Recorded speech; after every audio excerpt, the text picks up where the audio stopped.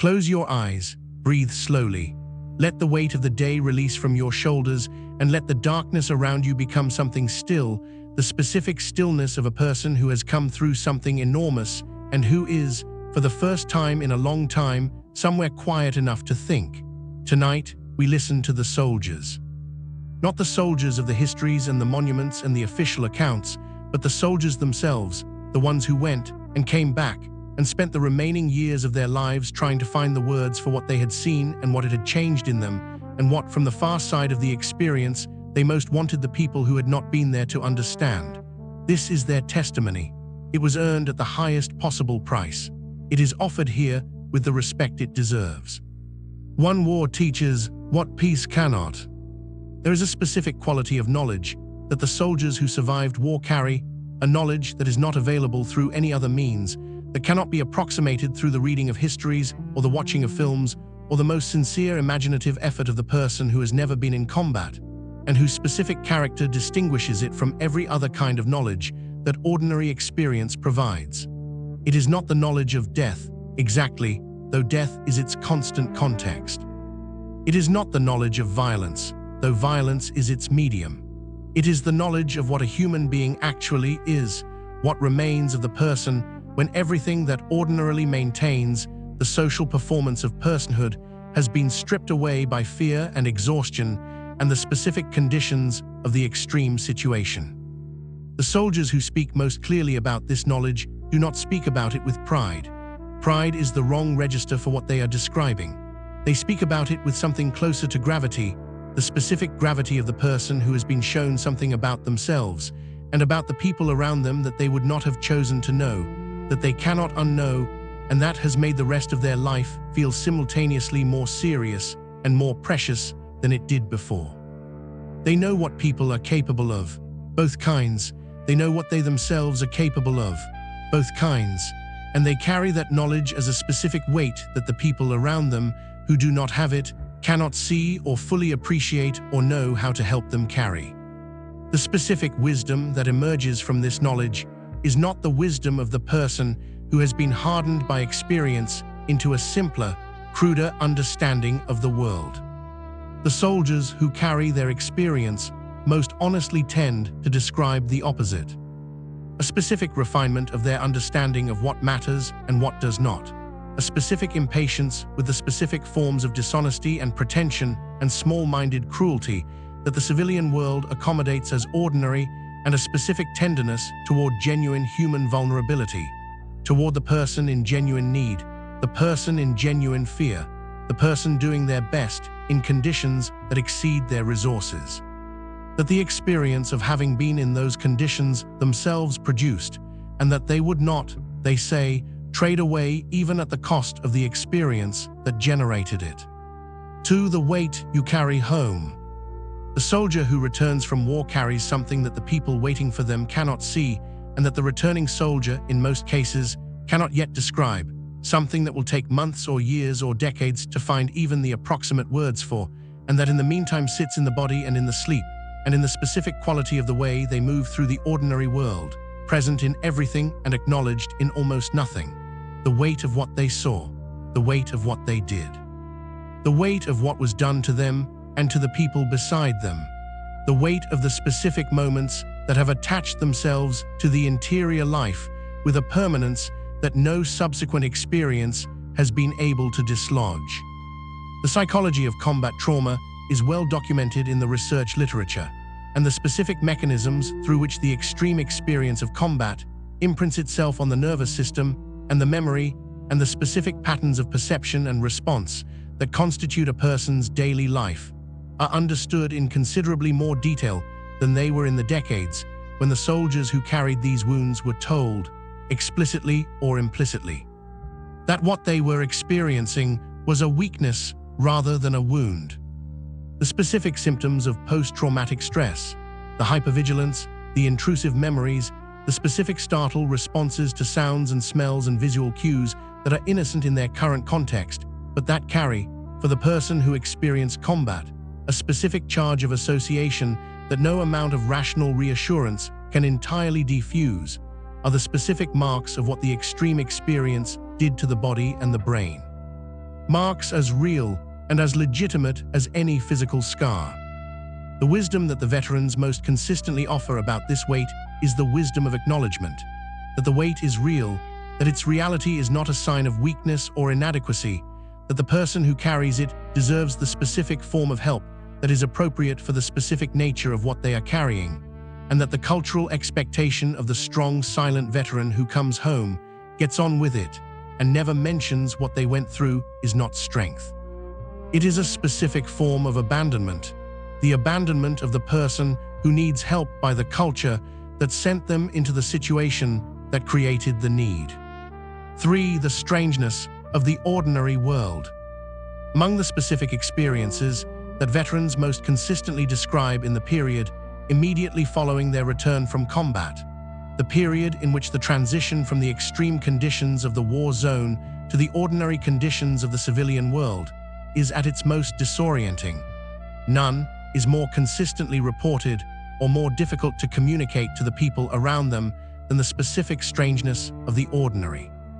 The specific quality of unreality that the normal world acquires when it is seen through the eyes of the person who has just come from a place where the normal world's assumptions about safety and continuity and the general reliability of the future no longer applied. The grocery store is the image that appears most often in the veteran's accounts.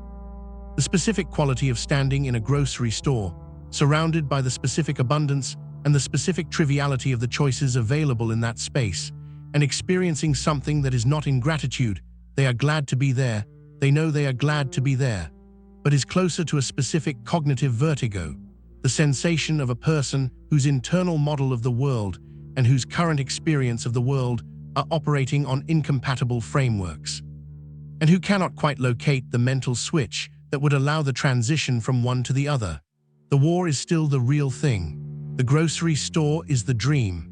The adjustment, the specific neurological and psychological work of reinstating the civilian world as the primary reality takes longer than anyone who has not experienced it tends to understand. The wisdom the veterans offer about this experience is the wisdom of patience, their own patience with themselves, and their request for the patience of the people around them. The person who has just returned from combat is not the person who left. They are the person who left, plus everything that happened to them in the interval, and the work of integrating what happened into the existing person. The work of becoming someone who contains both the before and the after without being destroyed by the distance between them is real work, serious work, and work that takes the time it takes. 4. The brotherhood and why it cannot be replaced. Among all the things that veterans report losing when the war ends, and the losses are many, the losses are real, and the literature of veteran experience is partly the literature of mourning things that the civilian world does not recognize as things worth mourning. None is described with more consistent pain, more specific detail, or more genuine confusion about how to address it than the loss of the bond that forms among people who have been through combat together.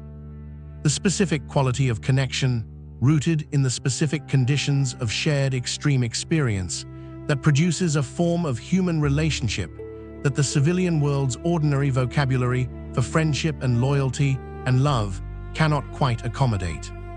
The bond is not sentimentalized in the veterans' own accounts. They are not describing an idealized camaraderie of the kind that the war film and the recruiting poster tend to offer. They are describing something more specific and more complicated, the specific quality of the relationship between people who have seen each other at their absolute worst and their absolute best, who have been dependent on each other in conditions where the dependence was total and the stakes were the highest possible, and who have therefore come to know each other in a way that the ordinary accumulation of shared social experience never quite achieves. You cannot fake who you are in combat. The person beside you knows exactly who you are, and the specific intimacy of being fully known in those conditions by the person whose survival you were responsible for and who was responsible for yours produces a form of connection that leaves everything subsequent feeling, by comparison, slightly less real. The wisdom the veterans offer about this specific loss is not the wisdom of easy solutions. There are no easy solutions. What they offer instead is the specific counsel to recognize the loss for what it is, to name it honestly rather than dismissing it as nostalgia or as a sign of an unhealthy attachment to the past, and to seek, in the civilian life, the specific conditions of shared purpose and mutual dependency that produce, in their more modest form, something that is not the combat bond, but that serves some of the same human needs. The bond was real. The need that produced it does not disappear when the conditions do. 5. What they discovered about fear. The understanding of fear that combat produces, the specific, experiential, fully embodied understanding of what fear actually is and what it actually does to the human being who experiences it in its most extreme form, is one of the most consistently described and the most consistently surprising pieces of wisdom in the veteran testimony. Surprising because it so regularly contradicts the cultural narrative about fear and courage that the people who have not experienced combat tend to hold. The cultural narrative tends to present courage as the absence of fear, as the state of the person who is not afraid or whose will is stronger than their fear, or who has trained or prepared themselves to the point where the fear response is overcome. The veterans who speak most clearly about this subject describe a different reality, that the fear in combat is not overcome, is not absent in the courageous soldier, is not something that training or preparation eliminates. The fear is there. It is there in full, in the specific, complete physiological reality of the stress response, in the shaking hands and the racing heart, and the specific quality of sensory hyperclarity that the extreme danger situation produces. The courage is not the absence of the fear. It is the action that is taken in the full presence of the fear. This specific understanding that courage is not fearlessness, but action in the presence of fear, is one of the most practically transferable pieces of wisdom in the entire veteran testimony, because it is an understanding about courage that applies as directly to the civilian life as to the combat situation. The person who waits until they are not afraid to have the difficult conversation, to make the necessary change, to express the genuine feeling, is waiting for a condition that will not arrive. The fear will be there. The question is whether to act in its presence. The veterans know the answer. They learned it in conditions where the cost of not knowing was the highest possible. 6. The moment that never left. Every veteran who was in combat carries at least one, often several, sometimes many specific memories of specific moments that have attached themselves to the interior life with a permanence and a vividness that no subsequent experience has diminished and no therapeutic intervention has entirely erased. The specific moment that was so extreme, so completely outside the range of what the mind was prepared to process in real time, that it has remained suspended in a kind of perpetual present, available to be reactivated by the specific sensory cues that are associated with it, with a completeness and an immediacy that ordinary memories do not achieve. The specific content of these memories varies across the individual veterans who carry them, and the most significant of them are private, too specific, too personal, too saturated with the specific faces and names and circumstances of the people involved to be offered as general testimony.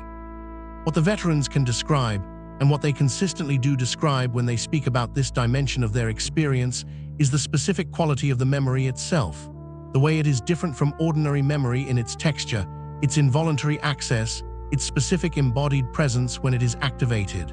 The ordinary memory is something one goes to. This memory comes, unbidden, in the specific conditions that trigger it, and it does not feel like a memory. It feels like the thing is happening again.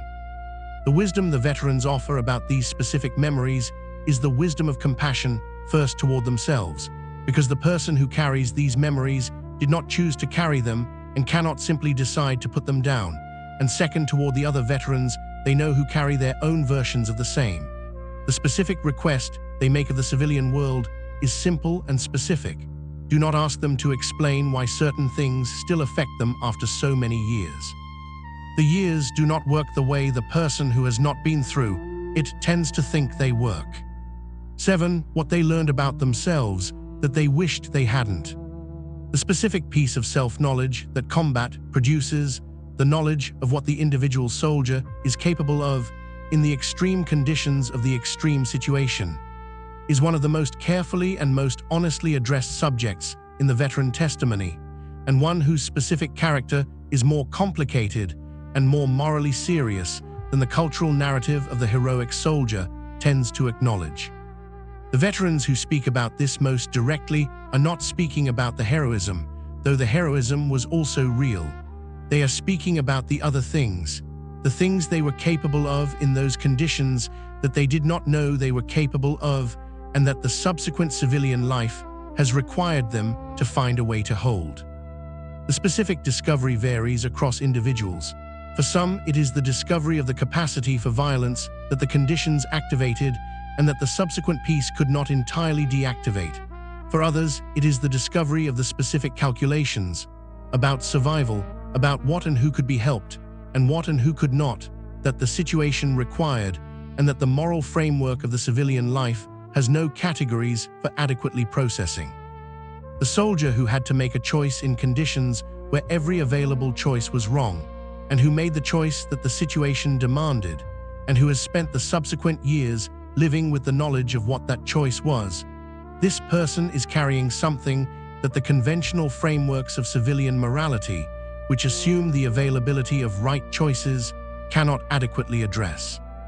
The wisdom the veterans offer from this specific dimension of their experience is the wisdom of the person who has been required, by circumstances, to know themselves more completely than most people are ever required to know themselves, and who has found in that complete knowledge something that is neither comfortable nor simple, and that cannot be resolved by the easy consolations. They do not ask for absolution. They ask for honest acknowledgement, that the conditions of war require things of the people in them that peace has no equivalent for, and that the moral burden of those requirements belongs not only to the individual who bore them, but to the society that created the conditions in which they were required. 8. What veterans do not say, and why. The silence of veterans, the specific quality of the silence around the most important dimensions of the combat experience, the things that are not said to the family at the dinner table, the things that are not said to the therapist in the early sessions before a specific trust has been established, the things that are sometimes never said to anyone at all, is one of the most significant and the most consistently misunderstood aspects of the veteran experience. Misunderstood because the surrounding culture tends to interpret the silence as reticence, as privacy, as the specific dignity of the person who has been through something and does not feel the need to discuss it, when in fact the silence is often something considerably more complicated and considerably more costly than any of these relatively comfortable interpretations suggest. The veterans who have eventually found the words, who have broken the silence in the specific conditions of sufficient safety and sufficient trust, describe the silence not as a choice but as a necessity, the specific defensive necessity of the person who has tried, early in the return, to describe the experience to the people who were not there, and who encountered in those attempts the specific response that makes the subsequent silence feel safer. Not always hostility, sometimes the response was simply incomprehension, the specific quality of the civilian listener's inability to receive what was being offered at anything like the depth at which it was being offered. The experience being described exceeded the receiving framework of the listener. And the veteran, perceiving this gap, learned to stop at the surface, to offer the version of the experience that the listener's framework could accommodate, and to carry the rest in the specific privacy of the interior. The wisdom the veterans offer about this silence is directed at the people who love them. Do not mistake the silence for the absence of something that needs to be said. Do not mistake the not telling for the not needing to tell. The silence has a content. The content is real.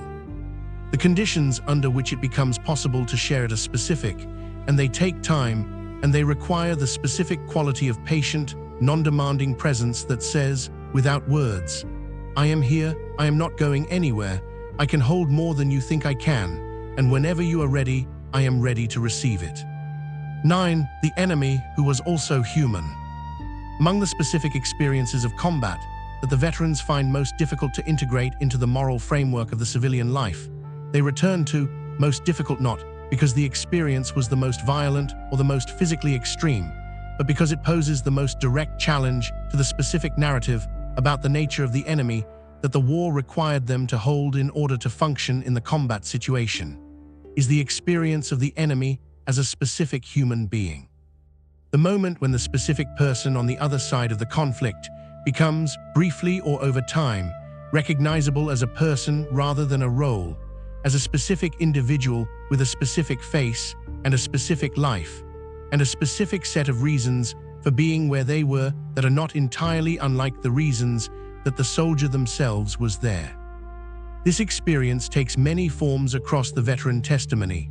The enemy soldier's personal effects found after combat, whose specific contents, the photographs, the letters, the small objects carried across the distance from a home that was not entirely unlike one's own, made the specific abstraction of the enemy impossible to maintain in its original form. The captured prisoner, whose specific human vulnerability, separated from the context of combat, required a response that the combat situation had not required. The specific moments of unexpected shared humanity across the line, the Christmas truces of the First World War, documented in letters and diaries by soldiers on both sides, with a specific quality of wonder that the passage of a century has not diminished, in which the enemy revealed himself to be a person who was also cold, also frightened, also homesick, also capable of laughter, that left the soldiers who participated in them unable, afterward, to fully restore the necessary abstraction. The wisdom this experience deposits in the soldier who receives it is among the most transferable in the entire veteran testimony, because it is not only a wisdom about war, it is a wisdom about the specific human mechanism of dehumanization, the specific cognitive and emotional work required to maintain the image of the other as an enemy rather than as a person, and about the specific cost of that mechanism to the person who performs it. The enemy was a person. The person who had to pretend otherwise in order to do what the situation required paid a specific price for the pretense. They know what it costs to stop seeing the human being in the other. They know because they were required to pay that cost, and they do not want you to pay it unnecessarily. 10. Wisdom at 10. The cost of knowing. We have arrived at the 10th piece of wisdom in our journey through the testimony of the soldiers who survived war, and already the specific character of what this testimony contains, its specific weight, its specific honesty, its specific refusal of the easy consolations that the cultural narrative of military experience tends to offer in place of the more complicated truth, is fully visible. In these first 10 entries, we have stood beside the soldiers as they returned to the ordinary world and found it strange. We have felt the weight of what they carry and understood why the weight is invisible to the people around them. We have listened as they described the brotherhood that the war produced and the specific grief of its loss. We have received their understanding of fear, the understanding that courage is not the absence of fear, but the action taken in its full presence. We have sat with the specific memories that never left.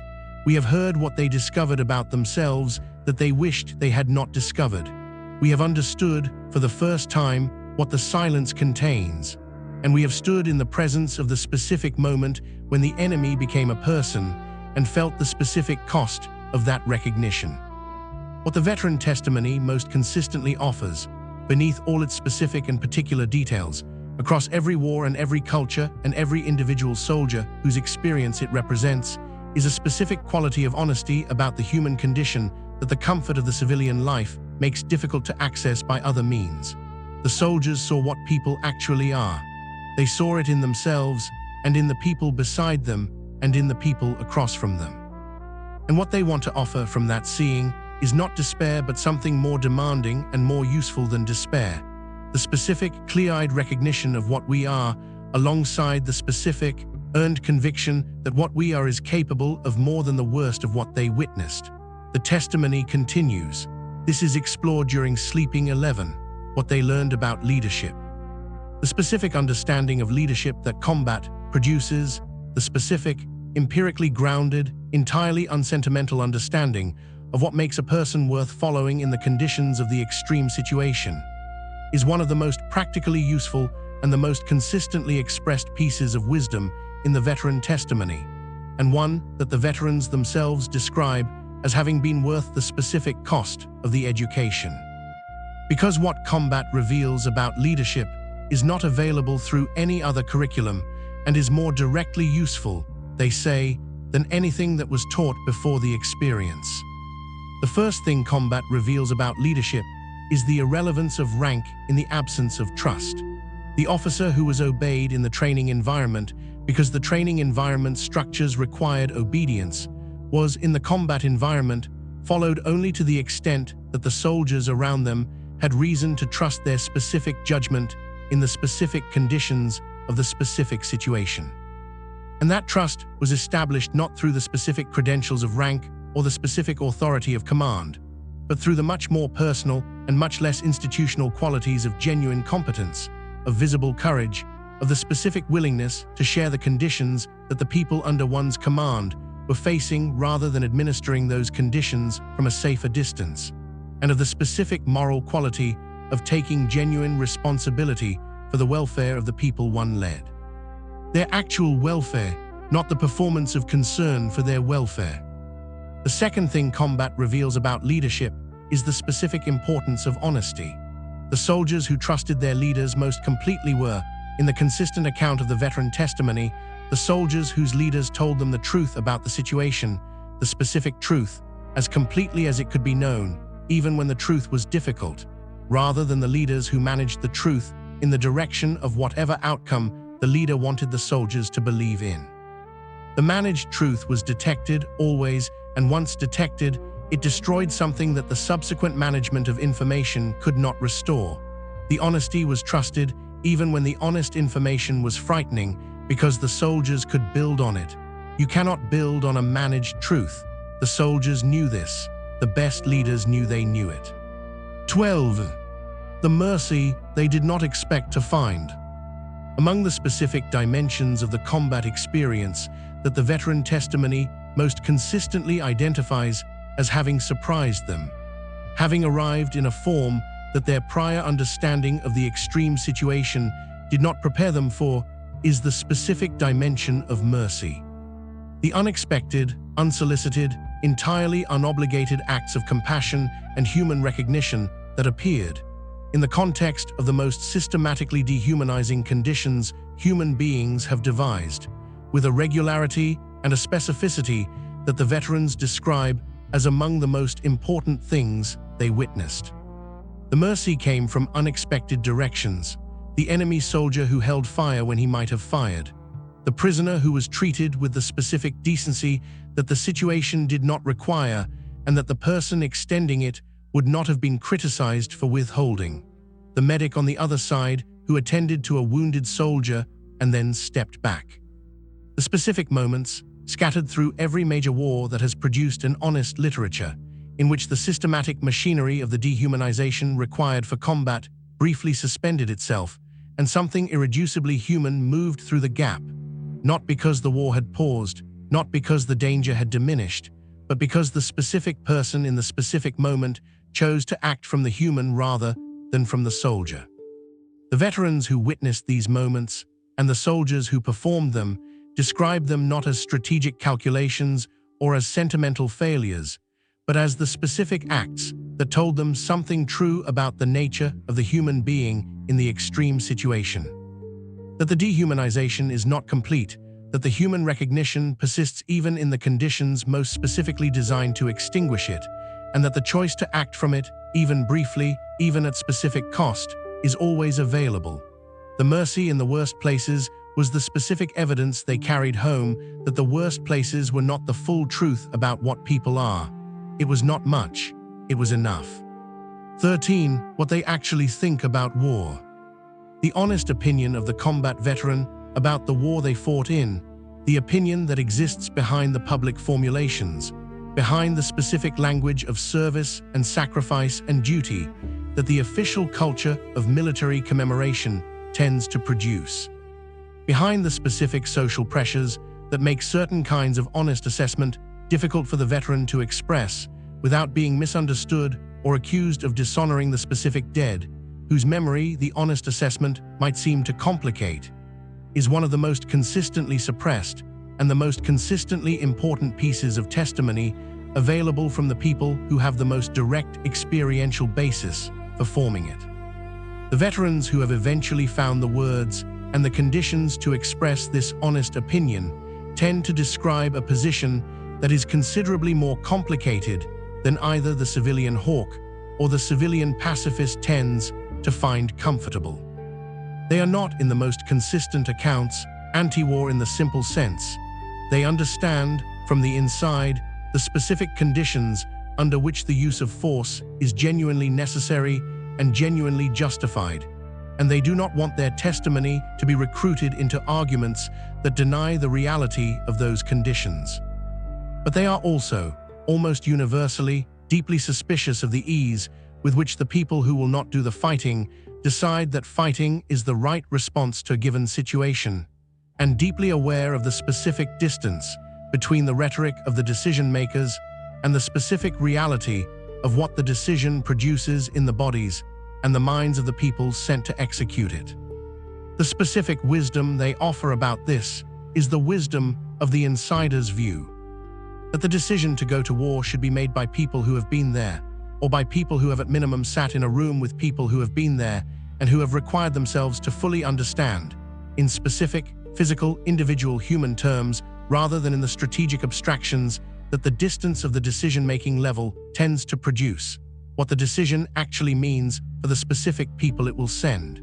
The veteran does not ask for the elimination of war.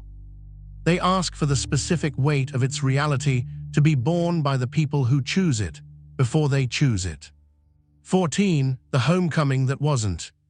The specific expectation that many soldiers carry into the experience of homecoming, the specific anticipation of the return as a resolution, as the end of the difficult chapter and the beginning of the good one, as the moment when the war finally becomes the past and the future becomes available again, and the specific experience of the homecoming that the reality of the return delivers are, in the veteran testimony, among the most consistently and the most painfully described forms of the gap between expectation and experience that the military life produces.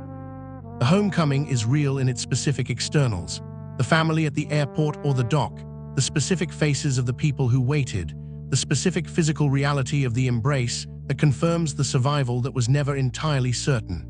These things are real, and the veterans describe them with genuine feeling, with the specific quality of gratitude and relief that is appropriate to the moment.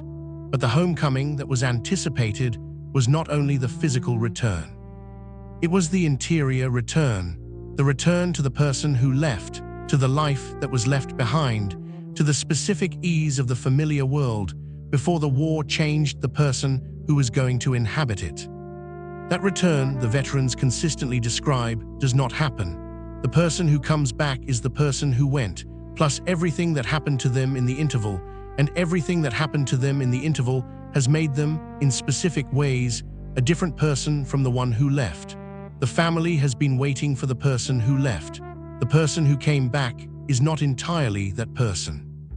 And the specific difficulty of the homecoming, the specific work of allowing the changed person to be genuinely received rather than being required to perform the unchanged one, is work that both the veteran and the family must do, that takes longer than either typically expects, and that the culture of the clean homecoming narrative consistently fails to prepare either party for. 15. The thing that actually kept them alive. When the veterans who survived combat are asked, in the specific conditions of honest retrospective reflection, what they believe most directly contributed to their survival, what specific quality or capacity or circumstance most separates them from the soldiers beside them who did not survive, the answers are consistently surprising in their specific character, consistently different from the answers that the cultural narrative about military survival tends to suggest. It is not primarily skill, though skill matters. It is not primarily training, though training matters. It is not primarily luck, though luck is acknowledged as real and significant and entirely beyond any individual's control. The answer that appears most consistently across the widest range of wars and the widest range of individual testimonies is the answer of the small unit bond. The specific quality of the mutual attention and mutual care between the members of the small group, the squad, the platoon, the specific people who were immediately alongside, that produced a form of collective vigilance, a form of distributed awareness and distributed response that no individual's skill or individual's vigilance could replicate. The specific mechanism is not mysterious. The person who knows that someone is attending to what they cannot currently attend to is the person who can focus their own attention fully on their own immediate task, without the specific division of attention that the requirement to monitor the full environment simultaneously would impose. The trust that the person beside you is doing their part is the specific trust that allows you to do yours completely. The soldiers who survived were, in many cases, the soldiers who were most deeply embedded in this specific form of mutual vigilance, who had the specific people beside them who they could trust completely and who were, themselves, completely trustworthy. The bond was not sentiment, it was survival technology. 16. What waiting taught them. The specific experience of waiting that military service produces in its most extended and most psychologically demanding form. The waiting before the operation, the waiting in the deployment.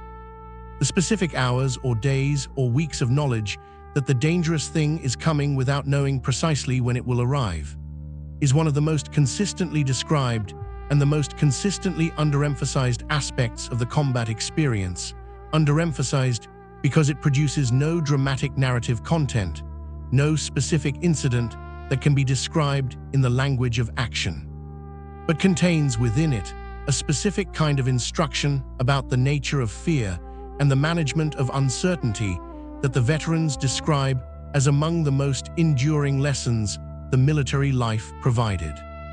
The waiting teaches, first, that the imagination of the feared thing is almost always worse than the thing itself.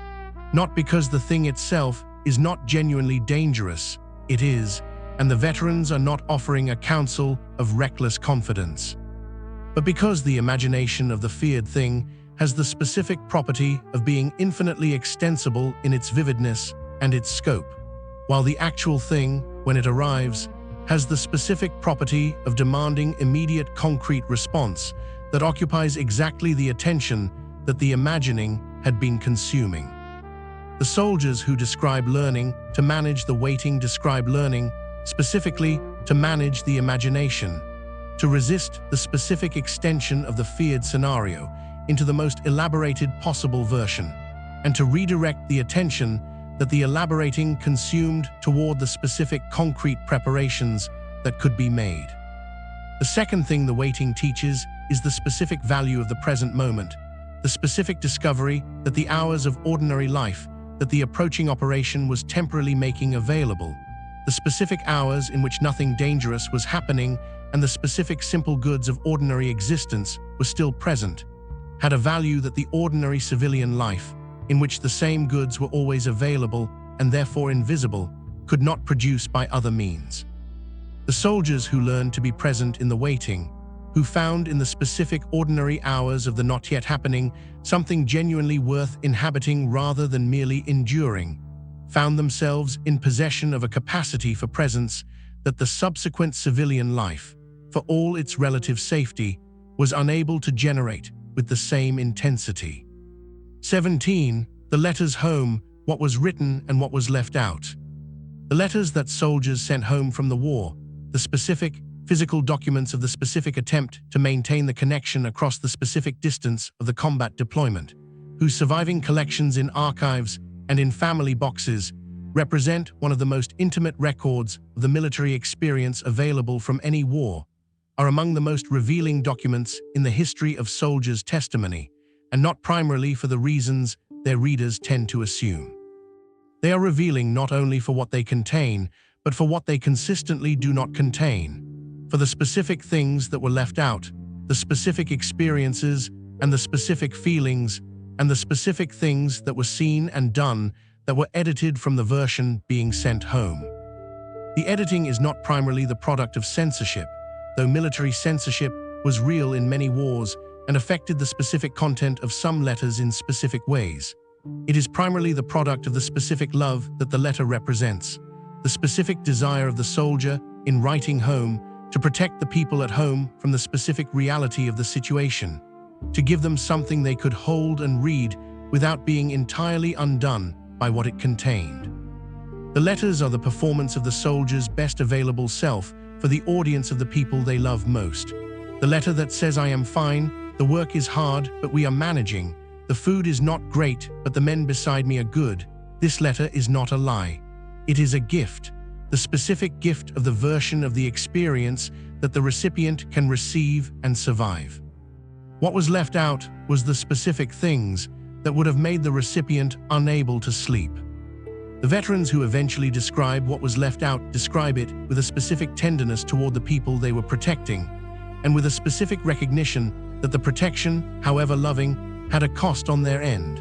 The cost of the maintained performance, of the experience that could not be shared, of the specific solitude of the person who knows something they have chosen not to say to the people who matter most.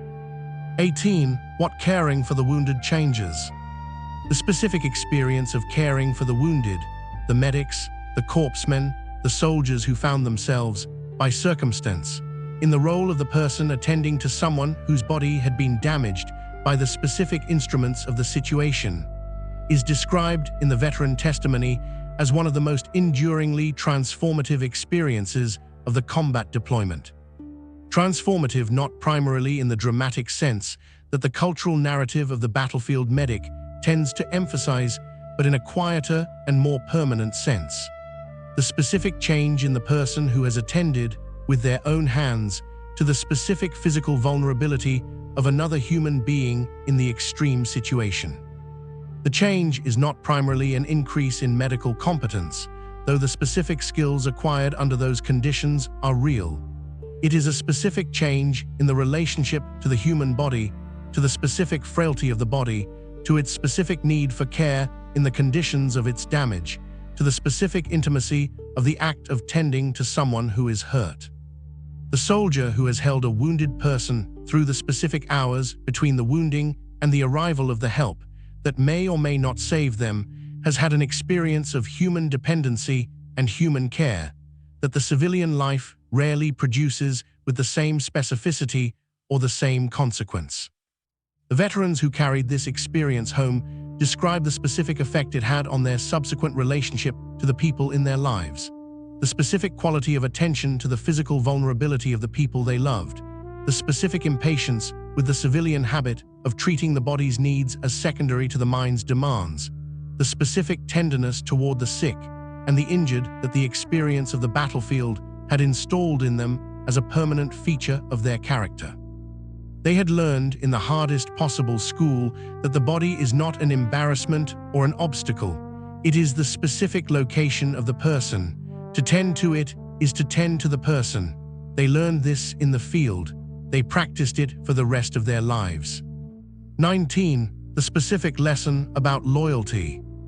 The understanding of loyalty that combat produces, the specific, experientially grounded understanding of what loyalty actually means and what it actually requires, as distinct from the various nominal and social versions of loyalty that the civilian life presents as the real thing, is one of the most practically consequential and the most personally important pieces of wisdom in the veteran testimony. Because it is an understanding forged in conditions where the difference between genuine loyalty and the performance of loyalty was not merely a matter of hurt feelings, but of survival. The specific lesson is not complicated in its statement, though it is demanding in its application, that genuine loyalty is visible in the specific difficult moment, not in the specific easy one. The person who is loyal in the conditions where loyalty costs nothing is performing something that may or may not reflect their actual character. The conditions of comfort do not test the loyalty deeply enough to reveal its true nature. The person who is loyal in the conditions where loyalty costs something, where it requires a specific sacrifice of convenience or safety or interest, where the alternative to loyalty would not be punished or even noticed. That person has revealed something genuine about their character that the comfortable times could not have shown. The veterans who speak about loyalty in this specific sense describe both sides of the experience. The specific individuals who were there in the conditions where being there cost something and who, by being there, demonstrated something about their character that could not be undone or revised by any subsequent behavior. And the specific individuals who were not there in those conditions, whose absence in the hard moment was the specific revelation that no subsequent professions of loyalty could fully address. The veterans know who their people are. They know with a certainty that the civilian life's less extreme conditions rarely produce. And they carry that knowledge, the knowledge of the specific people who were genuinely there, as one of the clearest and most enduring gifts the experience gave them. 20. Wisdom at 20, what the extreme reveals. We have arrived at the 20th piece of wisdom in our journey through the testimony of the soldiers who survived war, and the specific portrait that these 20 entries have assembled, the portrait of what the extreme situation reveals about human beings and what the soldiers who passed through it most want the people who did not to understand, has by now taken on enough detail and enough coherence to be genuinely visible. In the last 10 entries, we have followed the soldiers through the specific education of the combat situation, the understanding of leadership that can only be earned in conditions where the leadership is genuinely tested, the unexpected mercy that arrived in the worst places, the specific honest assessment of war that the veterans carry behind the official language, the homecoming that did not deliver the return it promised.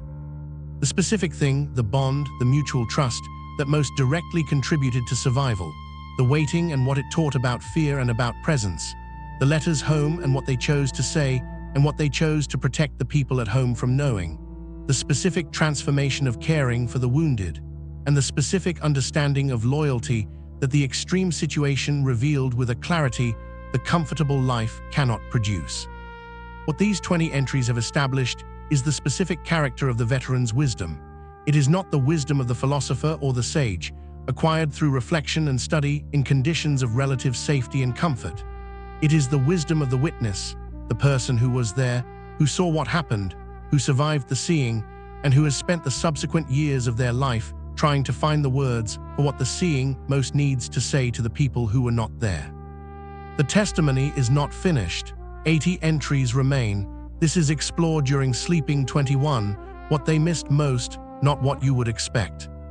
The specific things that soldiers in the field report missing most consistently, the things that occupied their longing in the specific hours of quiet between the operations, the things their minds returned to when the immediate demands of the situation briefly relented, are, in the veteran testimony, consistently surprising to the civilian readers who encounter them, because they are not what the cultural narrative of military homesickness tends to predict. They are not primarily the large and obvious things, not the grand holidays, not the specific milestone events that the deployment was causing them to miss, not even primarily the people themselves, though the people are there too, and the longing for them is real and deep. What they missed most was the ordinary, the specific smell of a kitchen at a specific time of day, the sound of a particular voice in a particular context, not saying anything important, just the sound of it in the specific ordinary conditions of the daily life that the deployment had suspended, the specific quality of an unremarkable evening at home, the television in the background, the specific weight of the familiar sofa, the specific temperature of a room that was consistently safe. The things that were so ordinary they had been invisible, unremarked upon and unappreciated in the life that contained them, and that became, in their absence, the specific objects of a longing so precise and so specific that the soldiers who describe it are often surprised, in retrospect, by how accurate their homesickness was, how exactly it identified the specific texture of the specific life they were missing, rather than some idealized version of it. The wisdom this specific longing contains is the wisdom of attention, that the ordinary things whose specific value only becomes visible in their absence were available in all their specific ordinariness before the absence made them visible. The specific smell of the kitchen, the specific weight of the sofa, the specific sound of the unremarkable evening, these things were there and they were not noticed, because the conditions of the ordinary life do not produce the specific quality of longing that the conditions of the deployment produced. The soldiers who came home knowing what they had missed came home with something the comfortable life tends to obscure, the specific knowledge of exactly what the ordinary actually contains. 22. What darkness taught them. The specific experience of darkness that extended deployment produces, the darkness of the field at night, the darkness of the position at the edge of a defensive perimeter in the hours before dawn, the darkness of the space between the operations in which there is nothing to do but wait and attend and try to remain alert in conditions of physical exhaustion that make alertness a constant act of will, is one of the dimensions of the military experience that the veteran testimony consistently identifies as having deposited in the soldiers who inhabited it a specific understanding of the night and of their own inner life, that the civilian world's management of darkness with artificial light and constant stimulation makes impossible to access by any other means. The darkness of the field is not the comfortable darkness of the bedroom or the cinema. It is the darkness that is also a tactical situation, in which what cannot be seen may be dangerous, in which the specific sounds and smells of the environment carry information that the eyes cannot provide, in which the specific quality of one's own fear response is a variable that must be monitored and managed rather than simply endured. The soldier who has spent extended periods in this specific kind of darkness develops, out of necessity, a specific relationship with their own interior that the brightly lit civilian world tends not to require.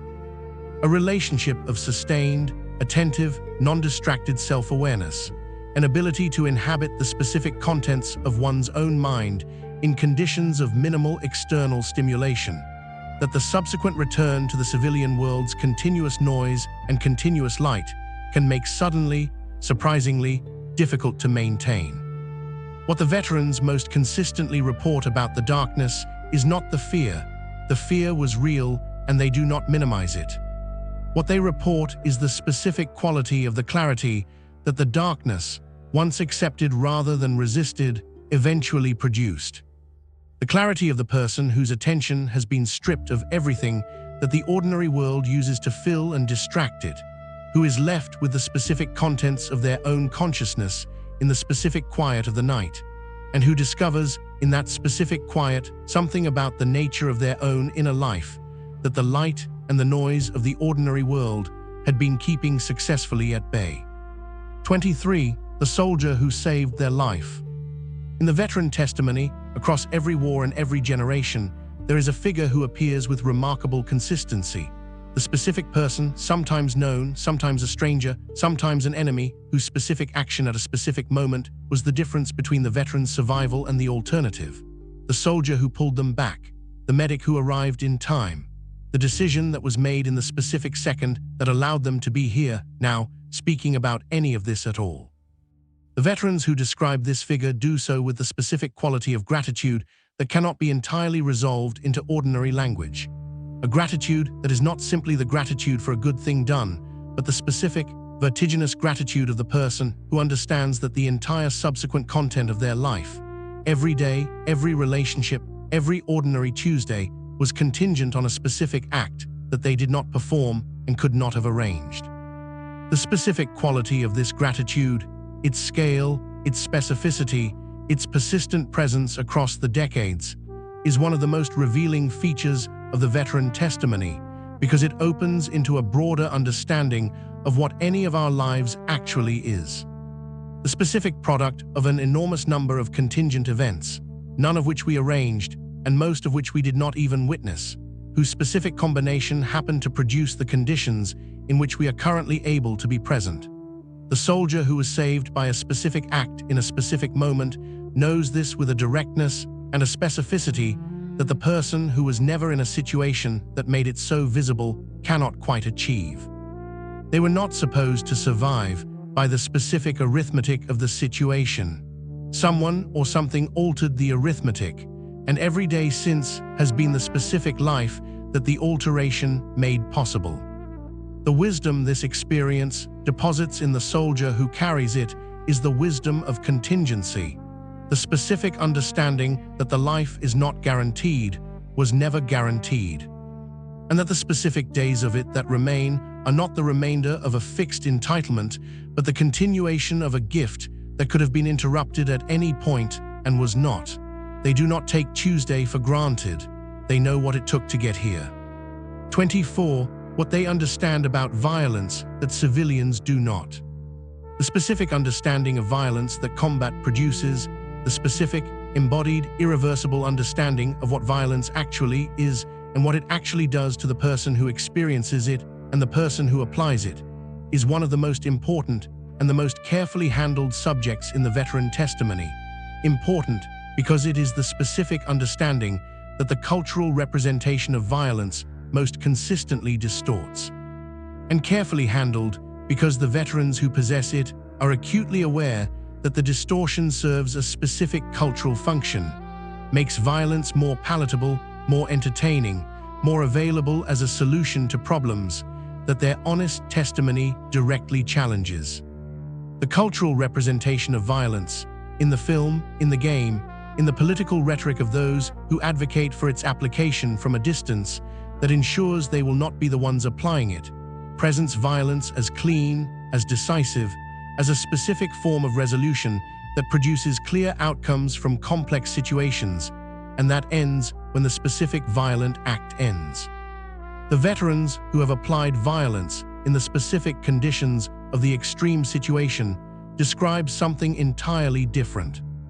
Violence as something that does not end, that does not produce the specific cleanness of the represented version, that reverberates forward through the lives of every person who was present in the moment of its application. The people it was applied to, the people it was applied by, the people who witnessed it, and the people who were connected to any of these people in any of the ways that human beings are connected to each other. The wisdom they offer from this understanding is not the counsel of the pacifist. They know the conditions in which the application of force is genuinely necessary. They were in those conditions.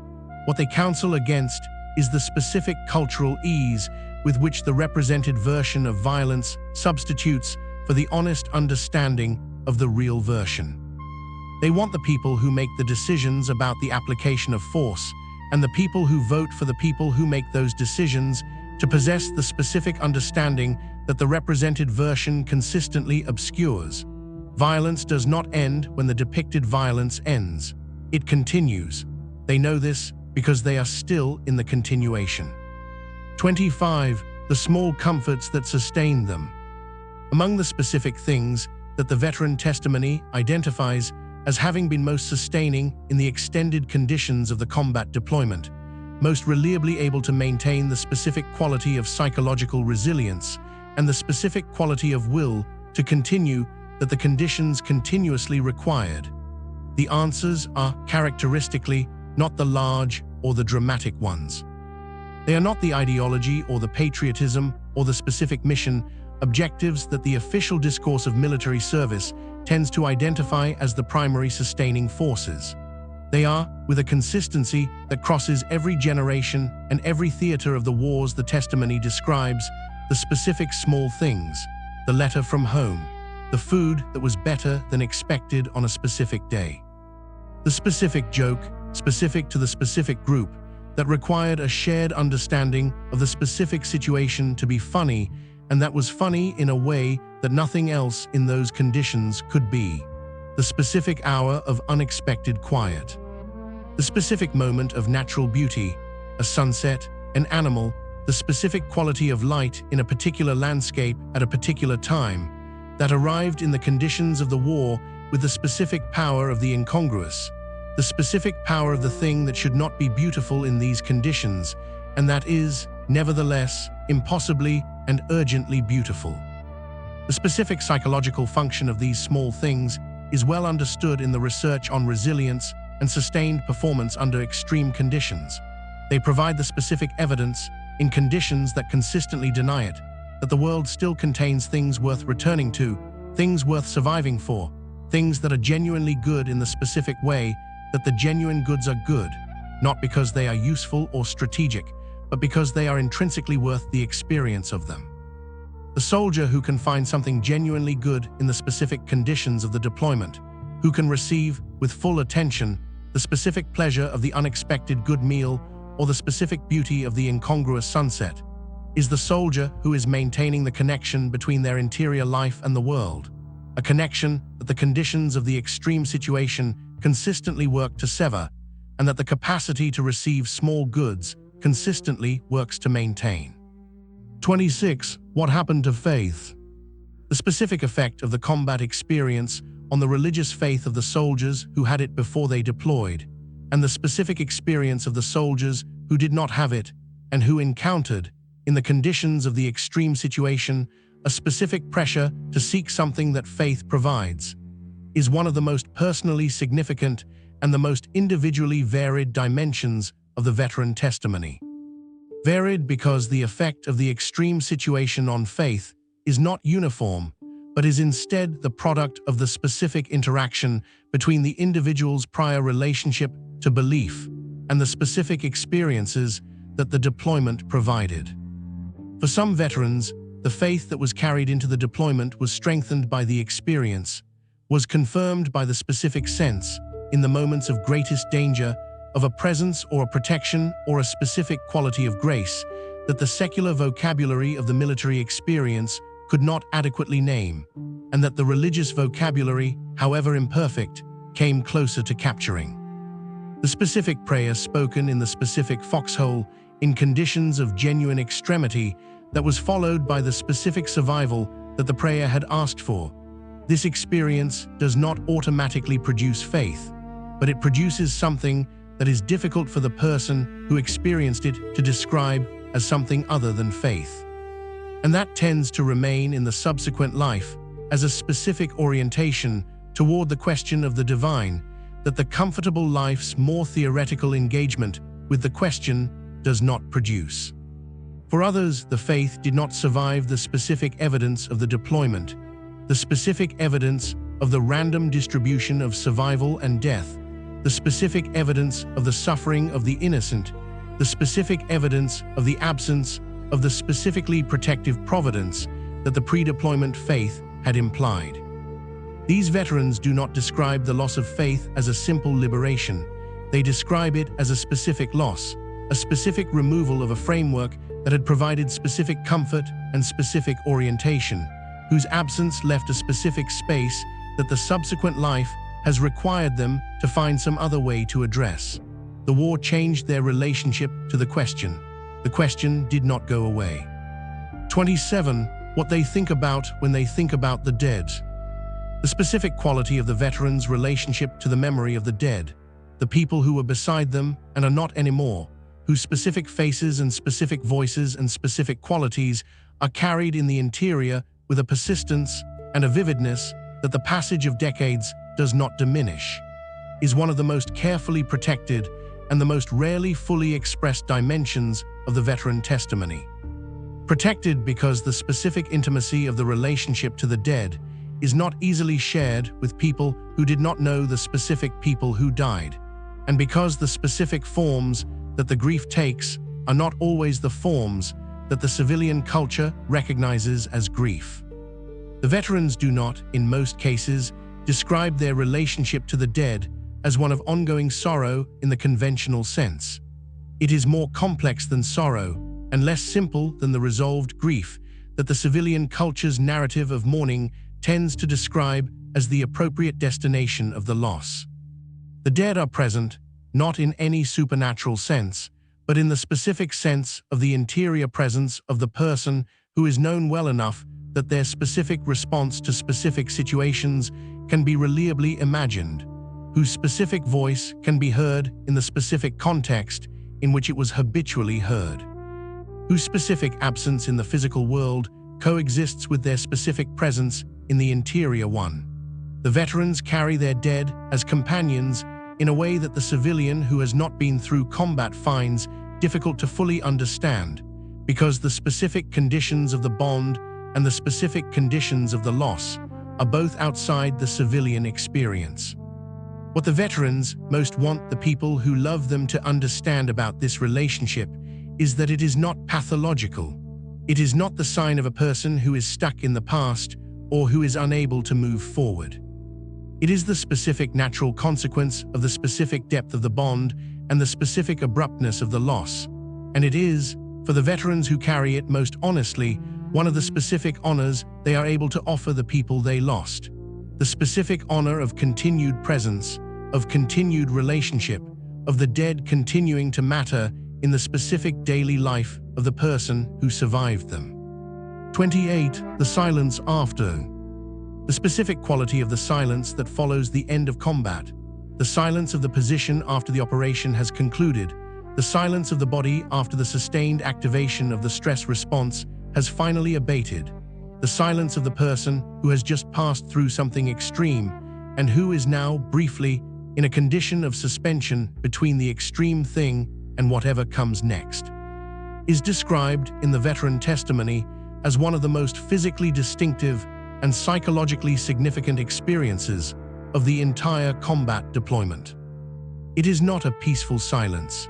It is the silence of the organism that has been operating at the highest level of its physiological capacity, and that is now, in the absence of the immediate demand, registering the full extent of what that operation cost. The specific quality of the exhaustion, not the ordinary exhaustion of the hard day's work, but the specific exhaustion of the body and the nervous system that have been running at emergency capacity, is something that the veterans describe as having a specific texture and a specific duration that ordinary fatigue does not approach. The body's return from the extreme activation is not a quick process. The silence is the duration of the return. What the veterans take from the specific experience of this silence is a specific understanding of the body's relationship to the extreme situation, an understanding that the body is not unlimited, that the specific costs of the sustained extreme activation are real and specific and must eventually be paid, and that the payment is not voluntary or deferrable beyond certain limits. The body keeps its own account.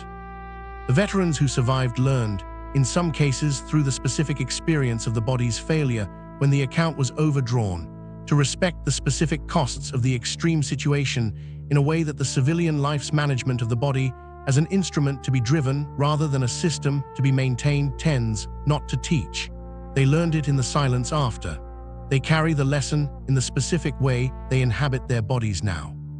29. What they learned about endurance.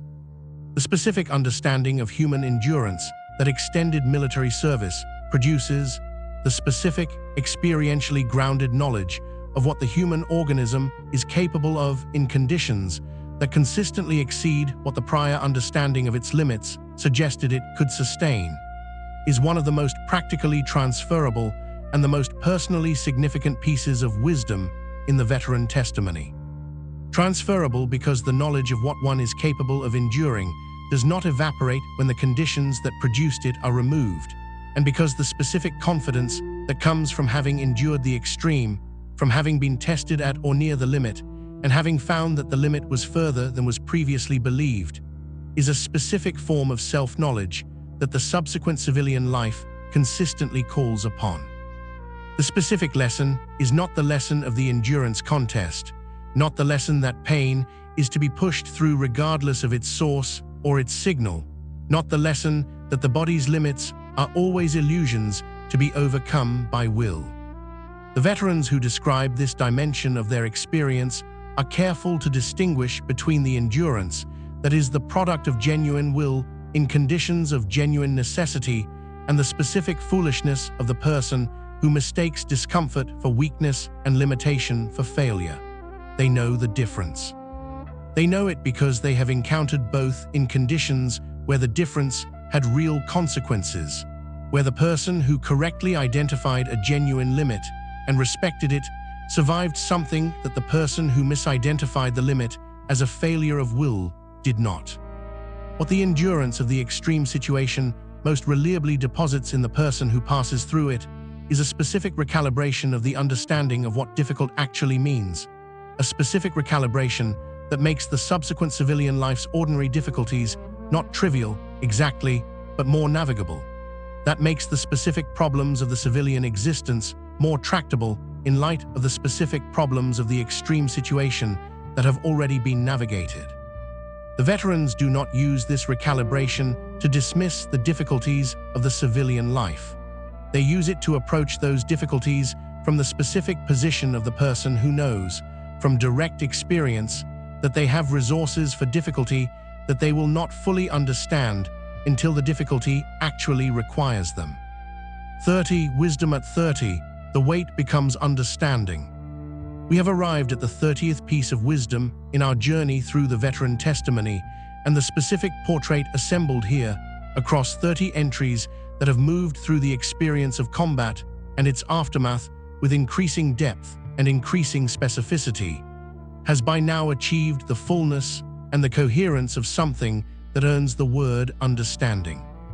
In the last 10 entries, we have followed the soldiers through the specific interior landscape of the extended deployment, the unexpected ordinary things they missed, and what that missing revealed about the value of the ordinary, the specific darkness of the field and what it taught them about their own inner life, the specific person whose action made their survival possible, and the specific quality of the gratitude that produced. The honest understanding of violence that the cultural representation consistently obscures, the small things that sustain them, and what the ability to receive small goods in extreme conditions reveals about resilience, the specific effect of the extreme situation on faith, the specific relationship to the dead that the bond and the loss together produced, the silence after combat, and what the body's return from the extreme taught about its own limits, and the specific recalibration of what difficult means that the endurance of the genuinely extreme deposits in the person who returns. What these 30 entries have established is the specific character of the veteran's relationship to the experience they carry. It is not nostalgia, though it contains genuine attachment. It is not bitterness, though it contains genuine anger at specific things. It is not heroism in the self-congratulatory sense, though it contains genuine pride in specific things. It is something more honest and more complex than any of these. The specific relationship of the person who was shaped by an experience they did not choose, in ways that they could not have anticipated, into someone who knows things that the comfortable life does not teach and who carries that knowledge as a specific responsibility to tell it honestly to the people who need to hear it, for as long as the telling is possible. This is explored during Sleeping 31, the moment they decided to survive. Among the specific interior experiences that the veteran testimony most consistently identifies as having been decisive in the specific trajectory of the deployment, decisive not in the tactical sense of a decision that altered the immediate military situation, but in the deeper sense of a decision that altered the specific relationship between the soldier and the experience they were in, is the moment that many veterans describe as the decision to survive. The specific internal act, not always conscious in the conventional sense, of committing to the continuation of the self in conditions that were making continuation feel uncertain and, in some cases, actively unwelcome. The specific conditions that produce this moment vary across individuals and across wars. For some, it is a moment of extreme physical danger in which the specific choice to act, to move, to fight, to reach for something rather than to remain still, was the specific difference between the outcome that occurred and the outcome that did not. For others, it is a less dramatic but equally significant interior moment, the specific decision, in conditions of extended psychological extremity, to maintain the connection to the reasons for continuing that the conditions were systematically undermining. The letters from home, the specific face of the person who would be affected by the failure to return. The specific commitment to the people beside them whose survival was bound up with their own. Whatever specific form the decision took, the veterans who describe it as a moment of genuine agency. The specific moment when the passive experience of the situation became, at some level, an active relationship with it. The wisdom this specific moment contains is the wisdom of agency in the extreme situation, the specific understanding that even in the conditions of the most radical constraint, conditions in which almost everything that would ordinarily constitute the freedom of a person has been removed, the specific interior relationship to the experience retains a dimension of choice. The choice to endure or not to endure, the choice to find reasons or to stop looking for them. The choice to maintain the connection to what makes survival worth the effort or to allow that connection to attenuate beyond recovery. The veterans who made the decision to survive know, from the specific experience of making it, that it was a decision that the alternative was available and that something in them chose otherwise. They want the people who have not been in those conditions to understand what that choosing required and to respect it accordingly. 32. How time moved in the field. The specific quality of the experience of time that extended combat deployment produces, the specific way in which time moves differently, is experienced differently, is organized differently by the mind that is inhabiting the conditions of the extreme situation, is one of the most consistently described and the most difficult to communicate dimensions of the veteran testimony. Difficult because it describes an experience of a fundamental aspect of ordinary human existence that is genuinely different from anything the civilian life tends to produce, and that the civilian vocabulary for the experience of time does not have adequate categories to receive. Time in the field is not the continuous, evenly flowing time of the ordinary civilian day. It is a time of radical discontinuity. The specific duration of the acute danger situation in which time appears to slow dramatically, in which specific moments are experienced with a vividness and a detail that the ordinary pace of the ordinary day does not produce, in which the specific second contains more perceived content than the ordinary minute, followed by the specific duration of the waiting and the aftermath in which time appears to move with a different, slower, more amorphous quality that has none of the sharpness of the danger situation and that is experienced, in contrast, as a kind of suspension. The veterans describe having experienced, within a single deployment, both the most vivid and the most blurred experiences of time that their lives have contained.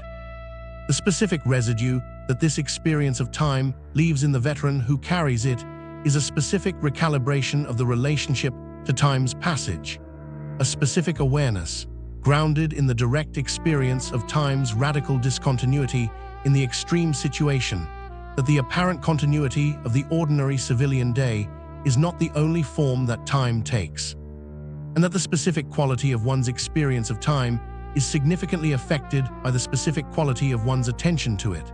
The sharpest memories the veterans carry are from the sharpest moments, the moments in which the extreme situation forced the full attention onto the specific present, stripping away the habitual inattention that allows the ordinary day to pass without being fully inhabited.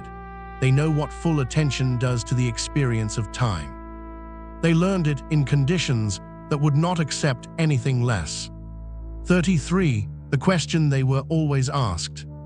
The specific question that the veteran is most consistently asked by the people who learn that they served in combat, the question whose specific phrasing varies but whose essential content is always the same, is the question that the veteran consistently identifies as the question they most dread, and the question that most accurately reveals the specific gap between the civilian culture's understanding of the combat experience and the reality of what that experience actually is.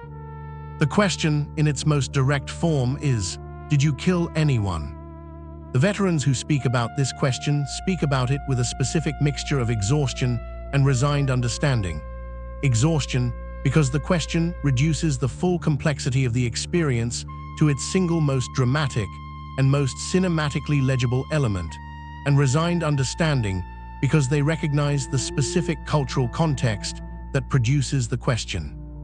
The cultural context in which violence is the most visible and the most represented feature of the combat experience, in which the film and the game have made the specific act of killing the primary content of the representation of war, and in which the civilian who asks the question is not usually trying to be callous, but is simply working with the specific representational framework that the culture has provided.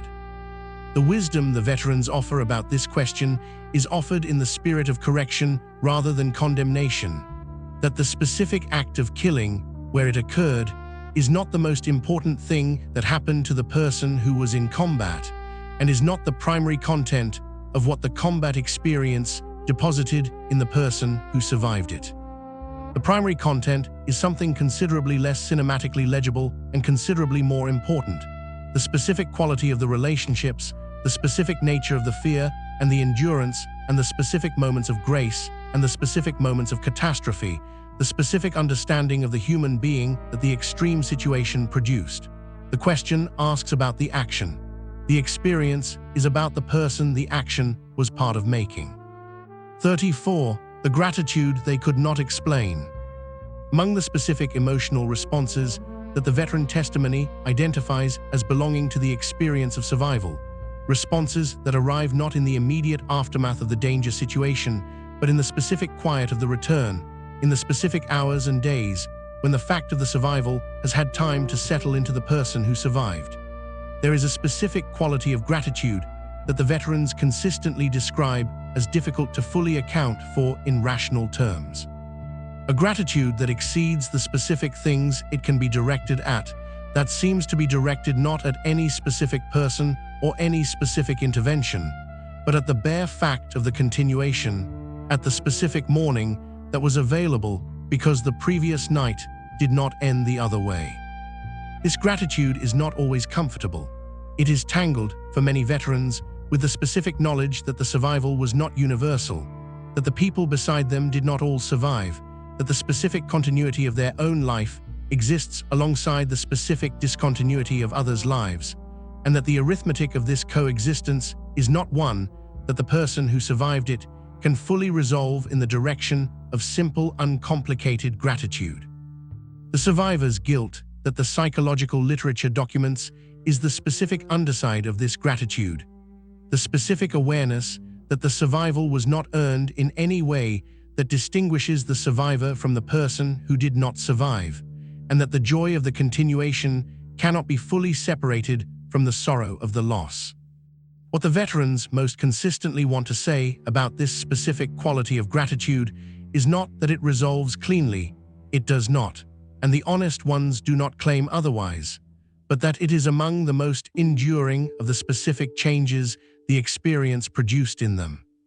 The specific heightened awareness of the value of the ordinary day, of the specific morning and the specific cup of something warm and the specific face of the specific person at the table, that the knowledge of how close the continuation came to not continuing permanently installed. They do not take Tuesday for granted. The gratitude, however tangled, is real.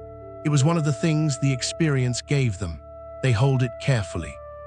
35. What they learned about their country. The specific relationship between the soldier's experience of serving their country in combat and the specific understanding of that country, its actual values, its actual practices, its actual relationship to the specific people it sends to do the specific work of its military policy, that the experience produces is one of the most politically significant and the most carefully handled dimensions of the veteran testimony. Carefully handled because the veterans who speak about it are acutely aware of the specific ways in which their honest assessment can be misappropriated by political positions, whose agendas do not reflect the complexity of what the veterans are trying to say. The most consistent finding in this dimension of the testimony is not cynicism, though cynicism is present in some of it, but a specific form of complicated loyalty. The loyalty of the person who has genuinely served something they believed in, who discovered in the course of that service specific dimensions of what they were serving that the prior belief had not contained, and who arrived at the end of the service with a relationship to the country that is more specific, more realistic, and in some respects more genuinely patriotic than the uncomplicated faith that the service began with. The uncomplicated faith is not tested. The faith that has been through the specific test of the combat experience and has survived in some form, whatever form the specific experience made available, is something that the person who carries it has genuinely earned. The specific things that the veterans discovered about their country that complicated the prior faith vary across generations and wars. The specific gap between the official justification for the war and the specific reality of what was happening on the ground, the specific treatment of veterans upon their return. The specific quality of the civilian culture's relationship to the military service that was being performed on its behalf, the ease with which the people who were not going could decide that those who were should keep going. These discoveries produced, in many veterans, a specific political seriousness, a specific unwillingness to accept the easy patriotisms of the political culture that the people who have not served tend not to fully appreciate. They served. They know what was asked of them. They know what was asked of the country in return. The accounts are not always balanced. 36. The specific lesson about waste. Specific understanding of waste that the experience of war produces in the soldiers who survive it. The specific, embodied, irreversible understanding of what is wasted when wars are fought that did not need to be fought, when lives are lost that did not need to be lost, when the specific resources of the human spirit, the courage, the loyalty, the specific capacity for endurance and for grace in the extreme situation are deployed in the service of objectives whose specific value, examined honestly from the specific vantage of the person who paid the cost of pursuing them, does not always justify the payment, is one of the most morally serious and the most consistently expressed pieces of wisdom in the veteran testimony.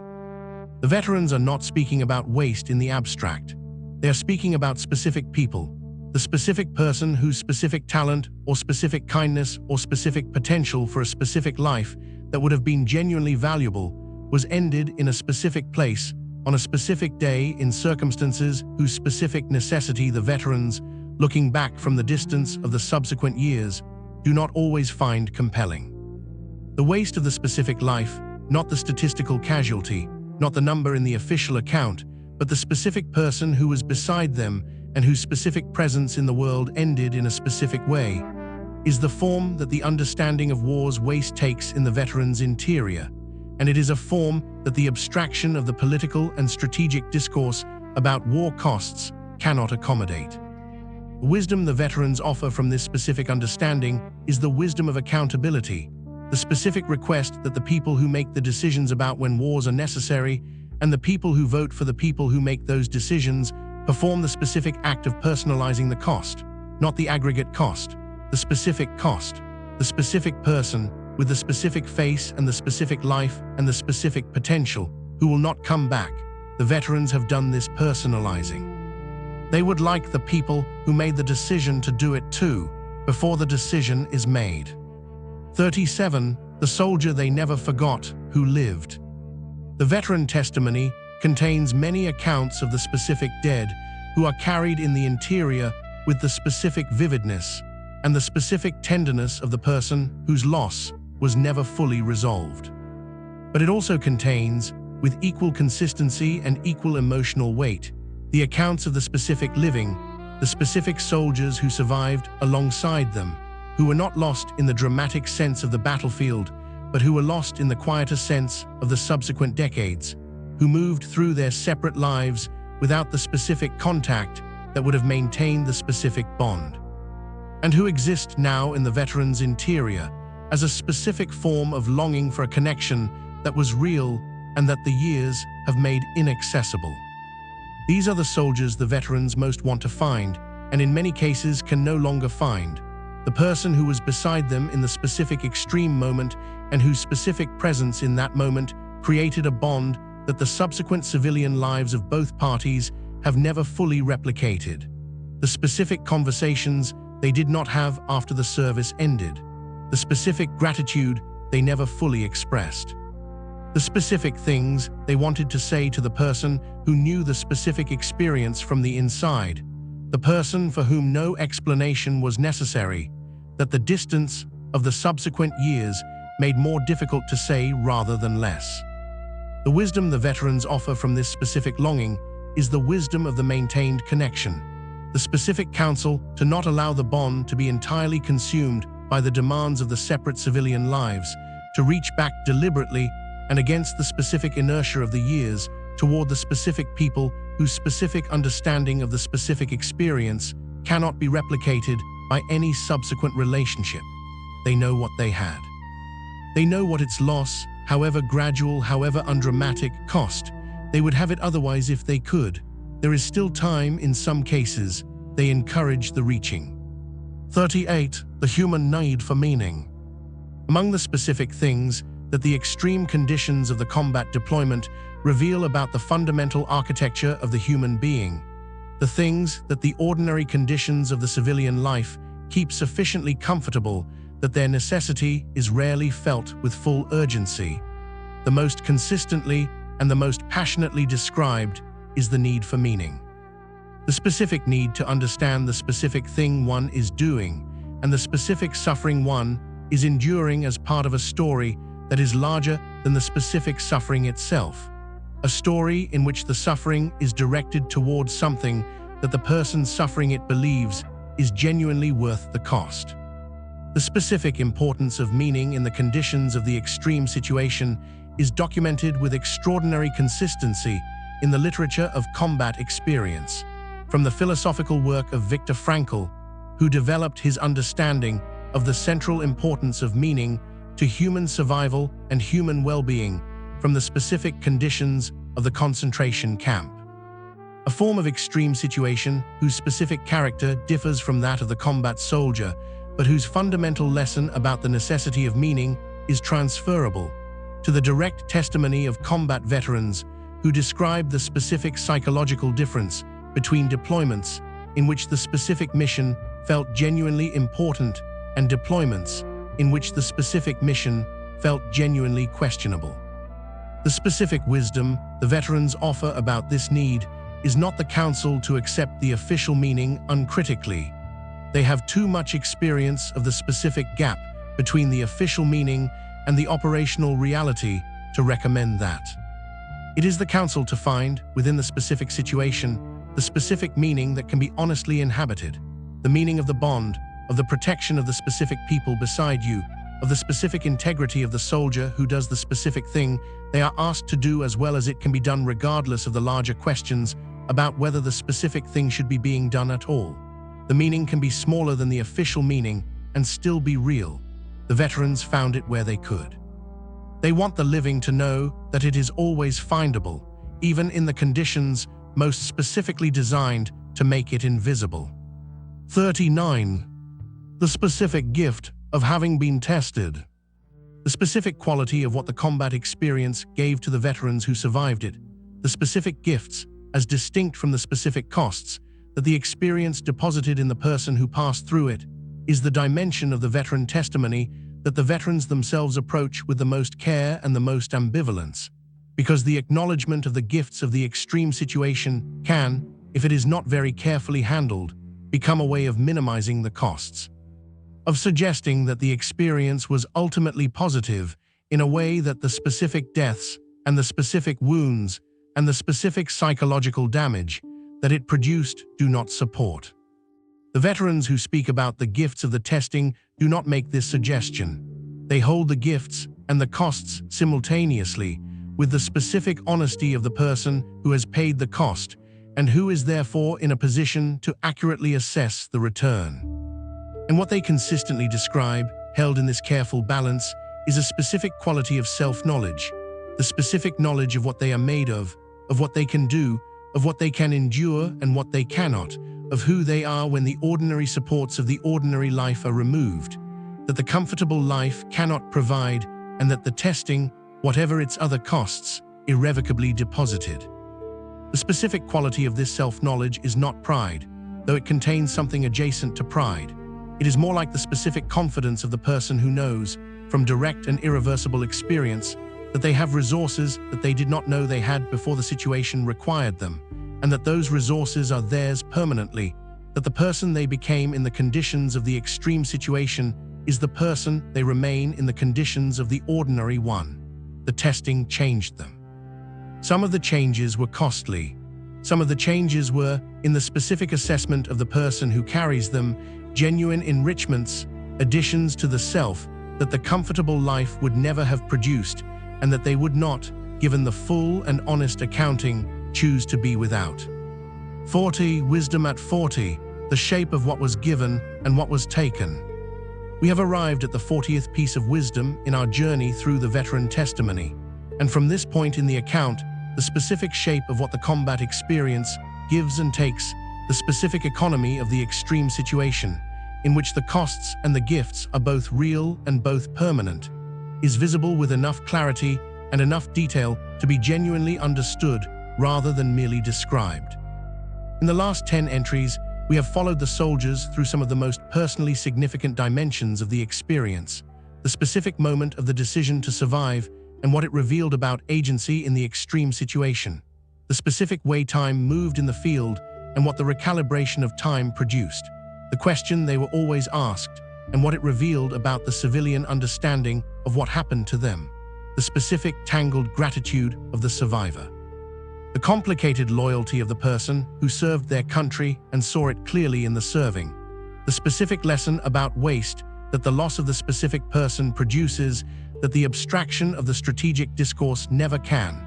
The living soldiers who were lost to the years and the specific longing for the unmaintained bond. The human need for meaning in the extreme situation. And the specific gift of the testing, the specific self-knowledge that the extreme situation deposits in the person who passes through it and that the comfortable life cannot provide. What the 40 entries assembled here have established is the full complexity of the veteran's relationship to the experience they carry. It is not simple, it is not resolved, it is not available to be summarized in the clean narratives of either heroism or victimhood that the civilian culture's available categories tend to offer. It is something more honest and more demanding than either. The specific testimony of the person who was there, who carries it honestly, and who asks of the person receiving the testimony nothing more than the specific quality of attention that the testimony deserves. 60 entries remain. This is explored during sleeping. 41. The nature of real heroism. The specific understanding of heroism that the combat experience produces, the understanding that is the product of having been in the conditions that produce what the culture calls heroism, and of having observed, at close range, what the specific acts that receive that designation actually look like from the inside, is one of the most consistently and most carefully expressed pieces of wisdom in the veteran testimony. Careful because the veterans are acutely aware of the specific ways in which the cultural representation of heroism distorts both the acts themselves and the character of the people who performed them. The cultural representation of heroism presents it as the product of a specific quality of character, as something that the heroic person possesses in a form that the ordinary person does not, something that makes them capable of acts that the ordinary person, lacking the quality, would not perform. The veterans who were present at the acts that received the designation of heroism describe something categorically different. The specific acts that were subsequently called heroic were, in the moment of their performance, not the product of a specific elevated quality of character, but of the specific combination of the training that made the correct response automatic, the bond that made the welfare of the specific person who needed help the only consideration available in the specific moment, and the specific quality of the extreme situation in which the ordinary calculations of self-preservation were temporarily suspended by the specificity and the urgency of the need. The person who performed the specific heroic act was not, in the veteran's consistent account, the person who felt brave. They were the person who acted before the fear caught up with the action, who moved in the specific second in which the training and the bond were faster than the fear, and who only experienced the full weight of what they had done after the doing was complete. The heroism was real. The hero, in the conventional sense of the person who is different in kind from the rest, was not. What was different was the specific conditions, the specific bond, and the specific quality of the moment in which the action was possible. The wisdom the veterans offer about this is the wisdom of demystification, not to diminish the acts, but to make them comprehensible as the products of specific conditions that any person, adequately trained and adequately bonded, might have been capable of in the same moment. 42. The things that triggered them at home.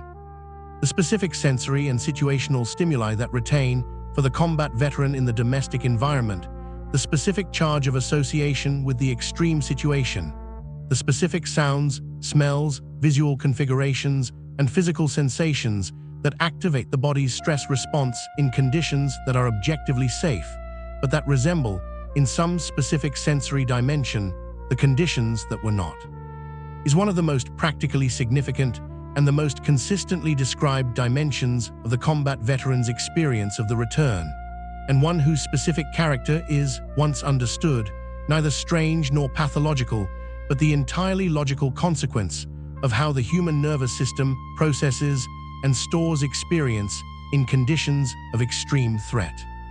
The specific triggers vary across individuals because the specific sensory associations of combat are individual, specific to the specific war, the specific theater, the specific operations, and the specific moments in which the association was formed.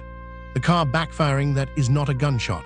The specific smell that is not the smell of the field, but that resembles it closely enough to activate the specific response that the field produced. The crowd in which the specific vigilance of the combat position is automatically activated because the crowd resembles, in its specific density and its specific unpredictability, the specific conditions in which unpredictability was dangerous. The veterans who describe these triggers do not describe them as the product of weakness or pathology. They describe them as the product of a nervous system that learned, in conditions where the learning had genuine survival value, to respond to specific cues with specific speed, and that has not yet been provided with a reliable mechanism for distinguishing the genuine cue from the cue that merely resembles it. The wisdom the veterans offer about the triggers is offered in two directions. Toward the veterans themselves, the wisdom of self-compassion, of understanding the trigger as the nervous system's legacy of the extreme situation rather than as a moral failure. And toward the people who love them, the wisdom of patient, non-judgmental attention to the specific conditions that produce the specific responses, and the specific avoidance of the cultural expectation that the veteran should simply get over it and move on. 43. The soldier who broke and what it taught.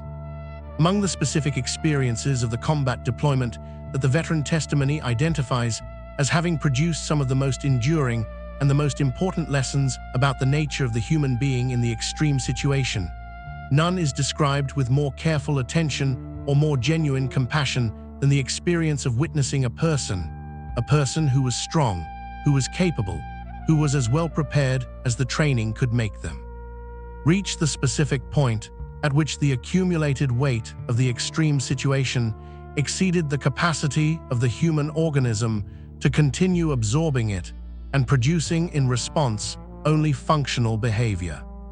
The veterans who witnessed this, who were present when a fellow soldier broke, describe the experience with a specific seriousness and a specific care that reflects the importance of what they understood in the witnessing. What they understood was not that the person who broke was weaker than the person who did not.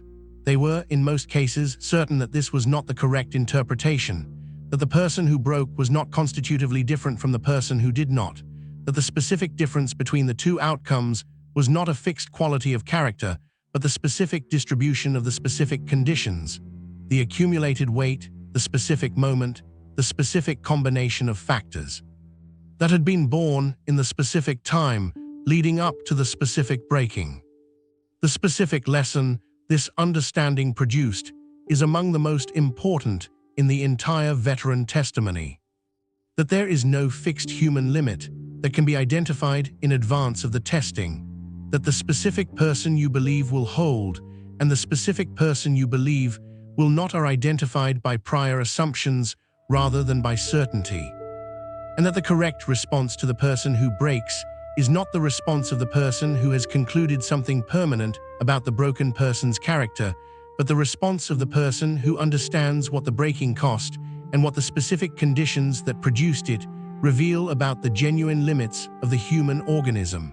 Compassion is not the soft response, it is the accurate one. 44. What the landscape remembered. Among the specific dimensions of the combat experience that persist in the veteran's interior with a vividness and a specificity that the passage of decades does not diminish, the landscape of the deployment holds a particular and sometimes surprising place. Not the dramatic moments of the landscape, not the specific configurations of the terrain that had tactical significance, but the ordinary landscape, the specific quality of the sky in that particular place at a particular time of day, the specific color of the earth, the specific smell of the vegetation in the specific season, the specific quality of the light at the specific hour that was not the hour of combat, but simply the hour of being alive in a particular place on the Earth's surface. The veterans who described this specific dimension of their interior, the specific landscape that their minds return to, sometimes voluntarily and sometimes not, tend to describe the experience with a quality of ambivalence that reflects the complexity of the association. The landscape is inseparable from the specific events that occurred within it, and yet the landscape itself, in its purely sensory dimension, independent of the events, retains a specific beauty or a specific strangeness that the events do not entirely contaminate. The specific sunrise in the specific location at the specific time was genuinely beautiful, even in the specific conditions in which the beauty was experienced, even alongside the specific things that were also happening in those conditions. The wisdom this specific experience contains is the wisdom of the inextricability of beauty and horror in the conditions of the extreme situation. The specific lesson that the extreme situation does not eliminate the natural world's capacity for beauty, but instead places that capacity in the most extreme possible contrast with what is occurring alongside it, producing an experience of beauty that is more complete and more urgent than the comfortable life's more relaxed encounter with the same natural phenomena tends to produce. The veterans who carry the landscape carry it as one of the specific things the experience gave them, the specific evidence that the natural world persisted, genuinely and urgently beautiful, in the conditions most specifically designed to deny that beauty's existence. 45. What they learned about preparation. The specific understanding of the relationship between preparation and performance in the conditions of the extreme situation, the specific, empirically grounded understanding of what training actually accomplishes and what it does not, of what can be prepared for and what cannot, of the specific gap between the prepared self and the self that the actual situation produces, is one of the most practically useful and the most consistently expressed pieces of wisdom in the veteran testimony. Useful because it addresses questions about preparation and performance that are relevant far beyond the specific conditions of the military experience. The first lesson about preparation that the combat situation teaches is that the training that works is the training that makes the correct response automatic, that installs the specific muscle memory and the specific decision patterns at a level below the level of conscious deliberation, so that the correct action in the extreme situation is performed before the conscious mind has had time to interfere with it.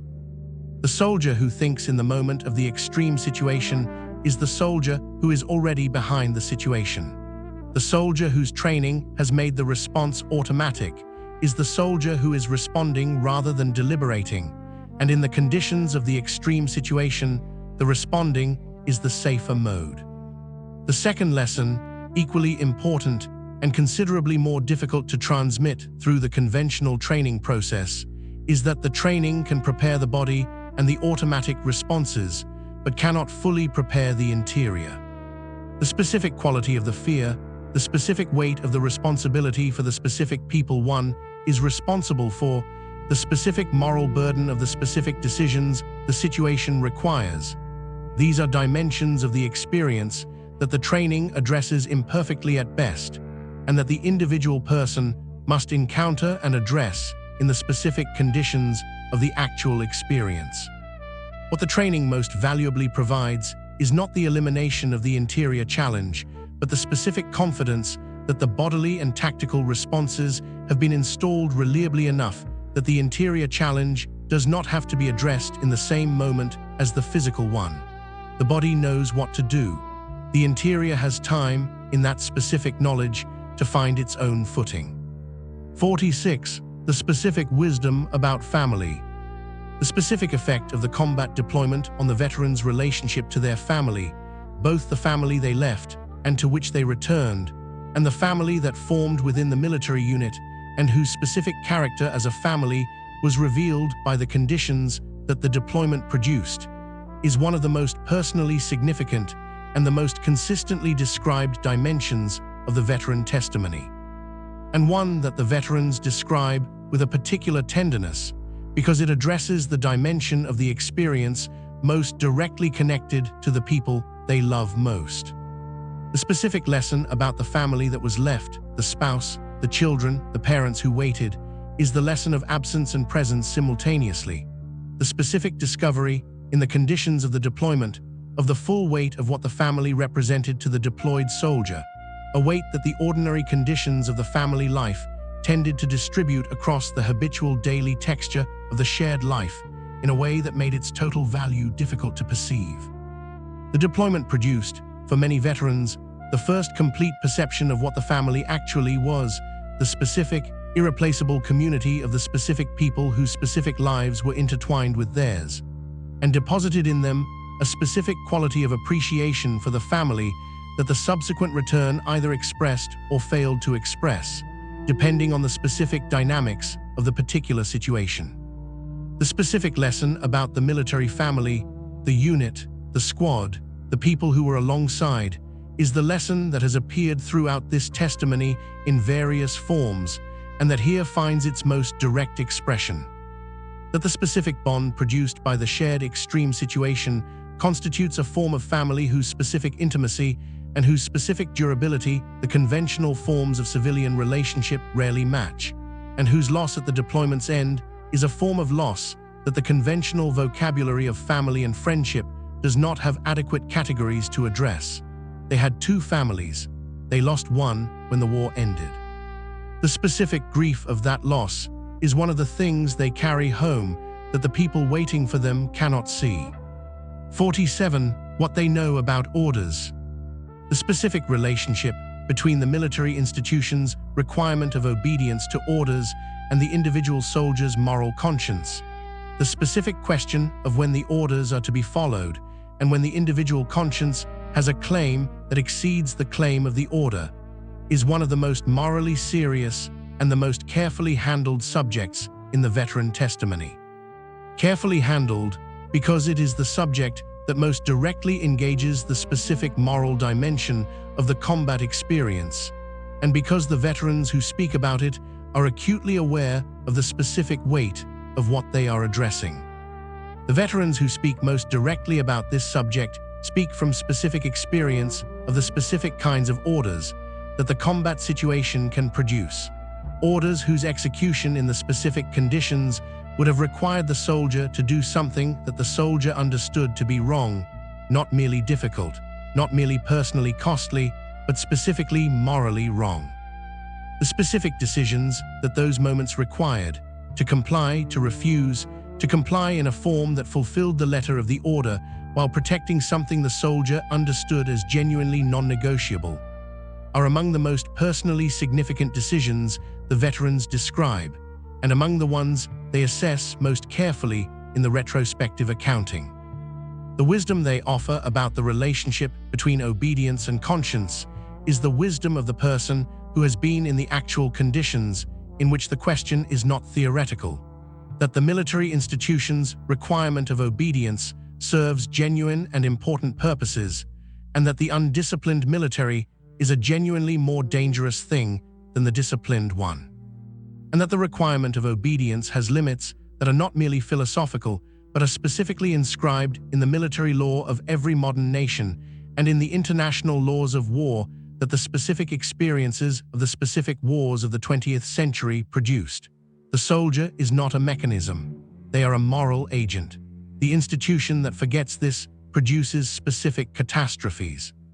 The soldiers who remember it, who understand that the requirement of obedience does not extinguish the requirement of conscience, are the specific soldiers whose specific decisions, in the specific moments when the two requirements conflicted, the rest of the testimony most consistently honors.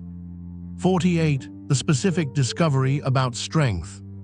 The specific understanding of strength, of what strength actually is in the conditions of the extreme situation, as distinct from the cultural representations of strength that the military and the civilian cultures both tend to offer, is one of the most personally significant and the most consistently revised pieces of wisdom in the veteran testimony.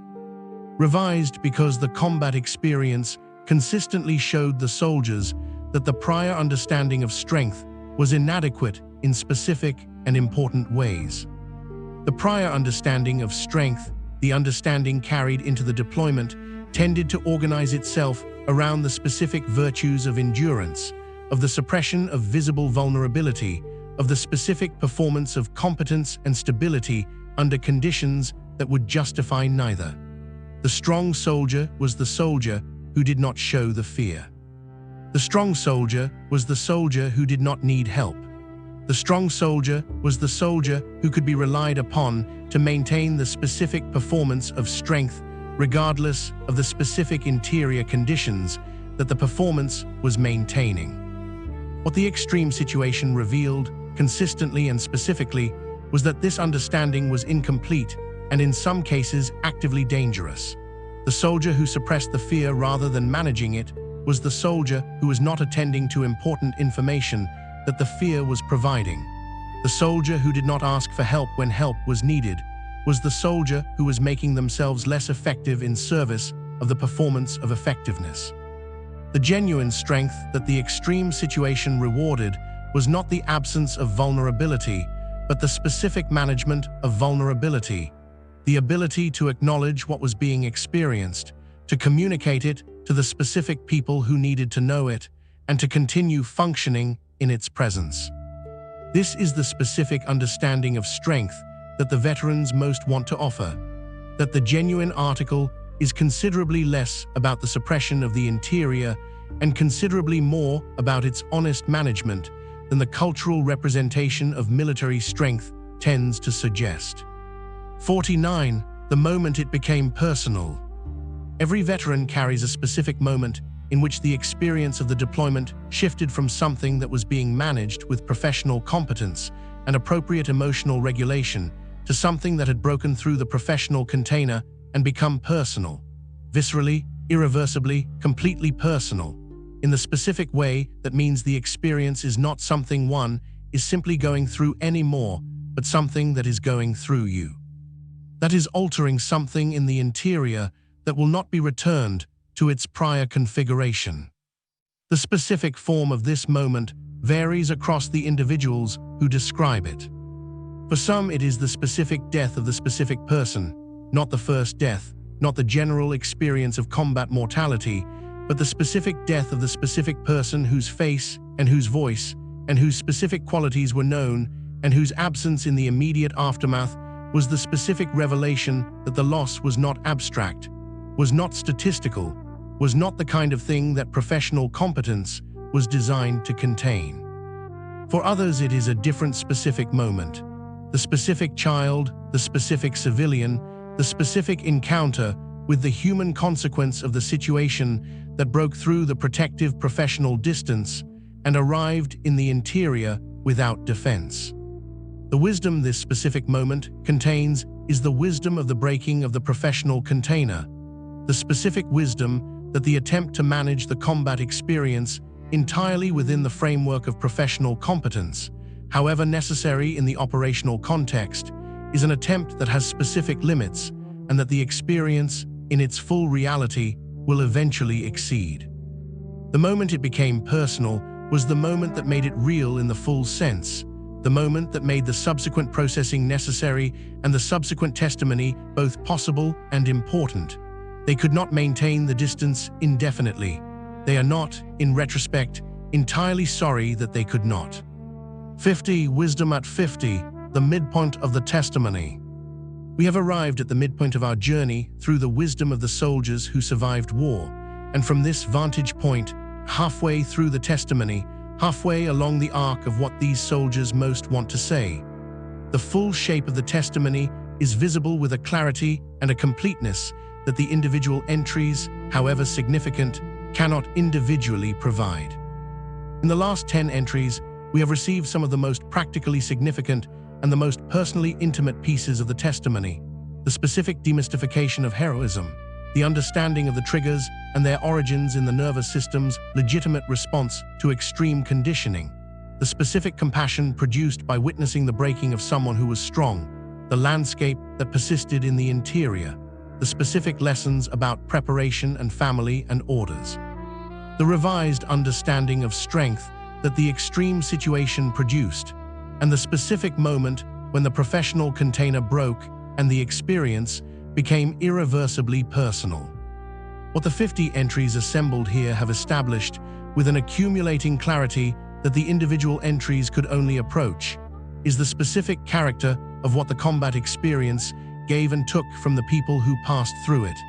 It took safety and innocence and the specific comfort of not knowing certain things about what human beings are capable of. It gave self-knowledge and the specific bond and the specific recalibration of what matters and what does not that the extreme situation consistently deposits in the person who survives it with their honesty intact. The testimony is halfway complete. The deepest half is ahead. This is explored during Sleeping 51, the specific thing they never told their children. Among the specific silences that the veteran maintains across the decades of the post-service life, the specific things that are not said to the people who are closest and who therefore have the most legitimate claim to the honest account. The silence maintained with and around the children holds a particular place, because it is the silence most directly motivated by protection rather than by reticence. And because it is the silence whose specific maintenance requires the most sustained and the most deliberate effort from the person maintaining it. The veterans who describe this specific silence describe it with the specific tenderness of the parent who has decided, consciously or semi-consciously, that the specific contents of the combat experience are not something they want their children to carry, that the specific images and the specific knowledge that the deployment produced should not be transmitted to the people whose formation is still underway, whose specific relationship to the world has not yet been complicated by the specific knowledge of what people are capable of in the extreme situation. The silence is protective. It is the specific form that the parents' love takes in relation to the combat experience. The decision to absorb the weight themselves rather than to distribute it to the people who have not been prepared to carry it. The specific wisdom the veterans offer about this silence is nuanced in its assessment. The protection it provides is real, and the motivation behind it is genuine and right. But the silence, if it is total and if it persists without any acknowledgement of its existence, can produce in the children it protects a specific confusion about the specific parent, the sense of a wall without a door, the sense of a part of the person they love that is permanently inaccessible and whose inaccessibility they cannot understand. The veterans who have found the specific middle path, who have protected their children from the specific contents of the silence while being honest about the existence and the reason for the silence, describe the result as a specific quality of relationship with their children that the total silence and the total disclosure both tend not to achieve. A relationship in which the children know they are loved, know the price of that love, and know why certain rooms remain closed. 52. What humor did. The specific function of humor in the conditions of the combat deployment, the specific role of the joke, the absurdist observation, the shared laughter at the specific incongruity of the situation, is one of the most consistently described and the most consistently underestimated dimensions of the veteran testimony. Underestimated because the cultural representation of military humor tends to treat it either as a coping mechanism in the therapeutic sense or as a form of callousness. When the veterans who describe it from the inside identify it as something considerably more important than either of these characterizations suggests. The humor of the combat deployment is not, in the veteran's account, the humor of the person who is laughing because they do not understand the seriousness of the situation. It is the humor of the person who understands the seriousness of the situation with complete and unambiguous clarity and who finds, in the specific absurdity of certain features of that situation, a form of cognitive relief that nothing else in the conditions provides. The specific relief of the person who discovers, in the midst of the genuinely terrible, something that is also genuinely, undeniably funny, something that exists in the extreme situation in the same way that the incongruous sunset exists in the extreme situation. as evidence that the world retains a dimension that the seriousness of the situation cannot entirely colonize. The specific wisdom the veterans offer about this humor is the wisdom of its necessity. That the capacity to find the situation funny, to see in the specific gap between what the situation is and what any rational understanding of human existence would suggest the situation should be, the specific absurdity that the gap contains is not a failure of appropriate seriousness, but a specific form of sanity. A specific evidence that the person laughing has maintained a relationship with a perspective outside the situation, that the purely serious engagement with the situation consistently surrenders. They laughed in conditions where laughter seemed impossible. It was one of the specific things that kept them human. 53. The civilian who got it right. The veteran testimony is, in significant part, a testimony about the specific failure of the civilian encounter with the returned soldier, the specific ways in which the civilian culture's available frameworks for receiving the veteran and the veteran's experience prove inadequate to the complexity and the weight of what the veteran is carrying. But the testimony is not only this.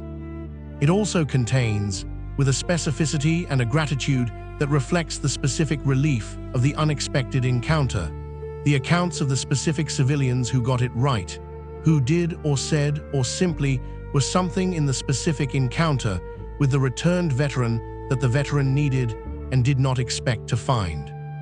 The specific things these civilians got right vary across the individual accounts. The friend who said nothing but who was simply present, with a quality of unhurried, non-demanding presence that communicated something the more verbal and more active expressions of support consistently failed to communicate. The therapist who had been in combat themselves and whose specific understanding required no translation. The family member who stopped asking for the explanation and simply sat with the veteran in the specific silence that was more honest and more useful than any explanation could have been. The stranger, the other veteran, recognized by some specific signal or posture, who acknowledged the recognition without requiring the specific conversation that the recognition might have been expected to produce. The wisdom the veterans draw from these specific encounters is the wisdom of what the returned soldier most needs from the people around them, a wisdom that the positive examples illuminate more clearly than the negative ones. What they needed, in most of these accounts, was not advice or explanation or the specific performance of concern. It was the specific quality of presence without agenda, the person who was there, who was not going anywhere, who was not waiting for the experience to be processed and resolved and returned to something manageable. The person who could simply be in the room with the weight of it without needing the weight to be lifted. That person was rare. They were, the veterans say, exactly what was needed.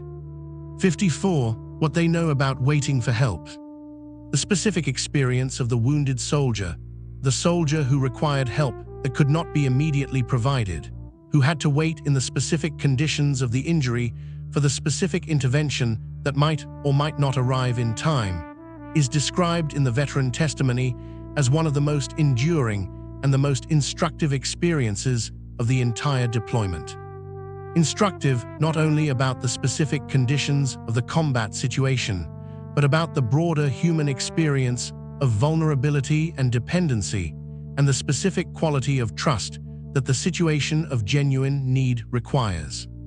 The specific knowledge that this experience deposits in the person who survived it is the knowledge of what it means to be completely dependent on the specific action of another person, to be in the specific condition in which one's own resources are insufficient, in which the specific continuation of the self is contingent on the specific response of another, and in which the only available action is the specific act of waiting and trusting.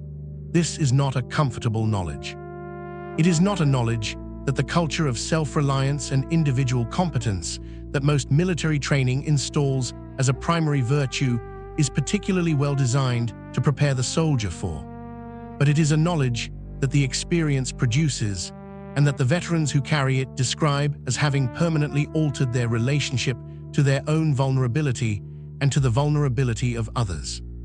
The The specific wisdom that emerges from this knowledge operates in multiple directions.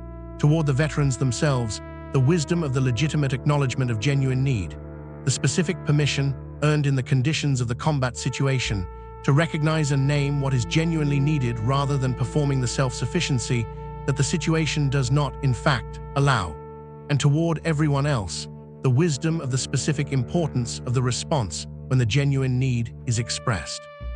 The person who waited for help in the field and for whom help came carries a specific understanding of what it means to arrive in time. They try to be the person who arrives. 55. The specific thing that anger taught them. The anger that the combat experience produces in the veterans who carry it. The specific anger that is the legitimate response to specific things that were genuinely wrong. The specific decisions that cost specific lives unnecessarily, the specific treatment of veterans upon their return, the specific gap between what was asked and what was provided, is one of the most carefully and the most honestly addressed emotions in the veteran testimony. Carefully addressed because the veterans are aware of both the specific legitimacy of the anger and the specific danger of allowing the legitimate anger to expand beyond the specific things that legitimately produced it into a more general condition of chronic anger that costs more than it recovers. The legitimate anger is documented in the veteran testimony with a specificity that the culture's discomfort with veteran anger tends to obscure. Anger at the specific decision-makers whose specific decisions were demonstrably wrong and whose specific consequences were borne by the people who had the least power to refuse them. Anger at the specific institutional failures, the inadequate care for the wounded, the inadequate support for the returning, the specific bureaucratic indifferences that are experienced by the individuals they affect as something considerably less neutral than indifference. Anger at the specific civilians whose specific relationship to the war, the ease, the distance, the specific comfort of the non-deployed was the direct product of the specific sacrifice of the deployed. What the anger taught the veterans who learned from it rather than simply carrying it is the specific wisdom of discrimination, the wisdom of maintaining the anger at the specific level of the specific things that legitimately produced it, rather than allowing it to expand to the level of a general orientation toward the world that punishes the present for the specific failures of the past. The specific anger is legitimate and important. It is the specific response that the specific wrongs deserve. The general anger is a secondary wound that the veteran administers to themselves. The veterans who understood the difference protected something that the general anger would have consumed. 56. The specific quality of courage they respected most. The specific form of courage that the combat veterans most consistently identify as the form they found most admirable, the form they respected most deeply in the people around them, is not the most cinematically dramatic form, not the specific act of physical courage under fire that the cultural representation of military heroism tends to elevate as the primary example. It is a different, and in some respects more demanding form, the courage of the honest admission in the conditions in which admission was the harder choice. The specific instances that the veterans describe with the most respect are the instances of moral courage in the specific conditions of the military institution. The officer who told the truth to the superior, whose preference for a different version of the truth was clear. The soldier who reported the specific thing that the institution would have preferred not to have reported. The person who said, in the conditions of the combat deployment where the pressure towards silence on certain subjects was constant and specific, that the specific thing that was happening was wrong and that they were not able to participate in it. These acts, which cost specific things, which were performed against specific institutional pressure, which required the specific willingness to accept the specific professional consequences of honesty in an environment whose culture was not always oriented toward the reception of honest inconvenience, were the acts the veterans describe as having earned their deepest respect. The wisdom this specific assessment contains is the wisdom of the accurate understanding of what courage actually is in the full range of the conditions that require it. that the physical courage of the combat situation, however real and however genuine, is in some respects the easier form. Easier because the specific situation removes the option of the alternative, because the training has prepared the automatic response, because the action happens before the deliberation has time to interfere. The moral courage of the honest admission in the conditions that punish honesty is harder, because the deliberation is the whole of it, and because the person must choose, clearly and consciously, to do the thing that will cost them something they could have avoided losing. 57. The specific discovery about rest. The specific understanding of rest, of what genuine rest actually is and what it actually requires, as distinct from the mere cessation of activity that the military context tended to offer in its place, is one of the dimensions of the veteran testimony that connects most directly to the civilian life that follows the service. Because it is an understanding that the combat deployment produced with great specificity, and that the return to civilian life consistently required the veteran to apply in conditions that were more favorable to its application than the deployment had been. The combat deployment teaches, among other things, the specific distinction between the rest that repairs and the rest that merely pauses, between the sleep that restores the nervous system and the sleep that is too shallow, too interrupted, too vigilant to perform the specific restorative functions that the biology of the extreme situation most urgently required. The soldier who learned, in the conditions of the deployment, to sleep in the specific intervals of genuine safety that the deployment intermittently provided, who learned to release the specific vigilance that the conditions otherwise required in the specific moments when the conditions permitted it, was learning a skill that the subsequent civilian life, with its relative abundance of safe intervals, would make available in a form that the deployment rarely allowed.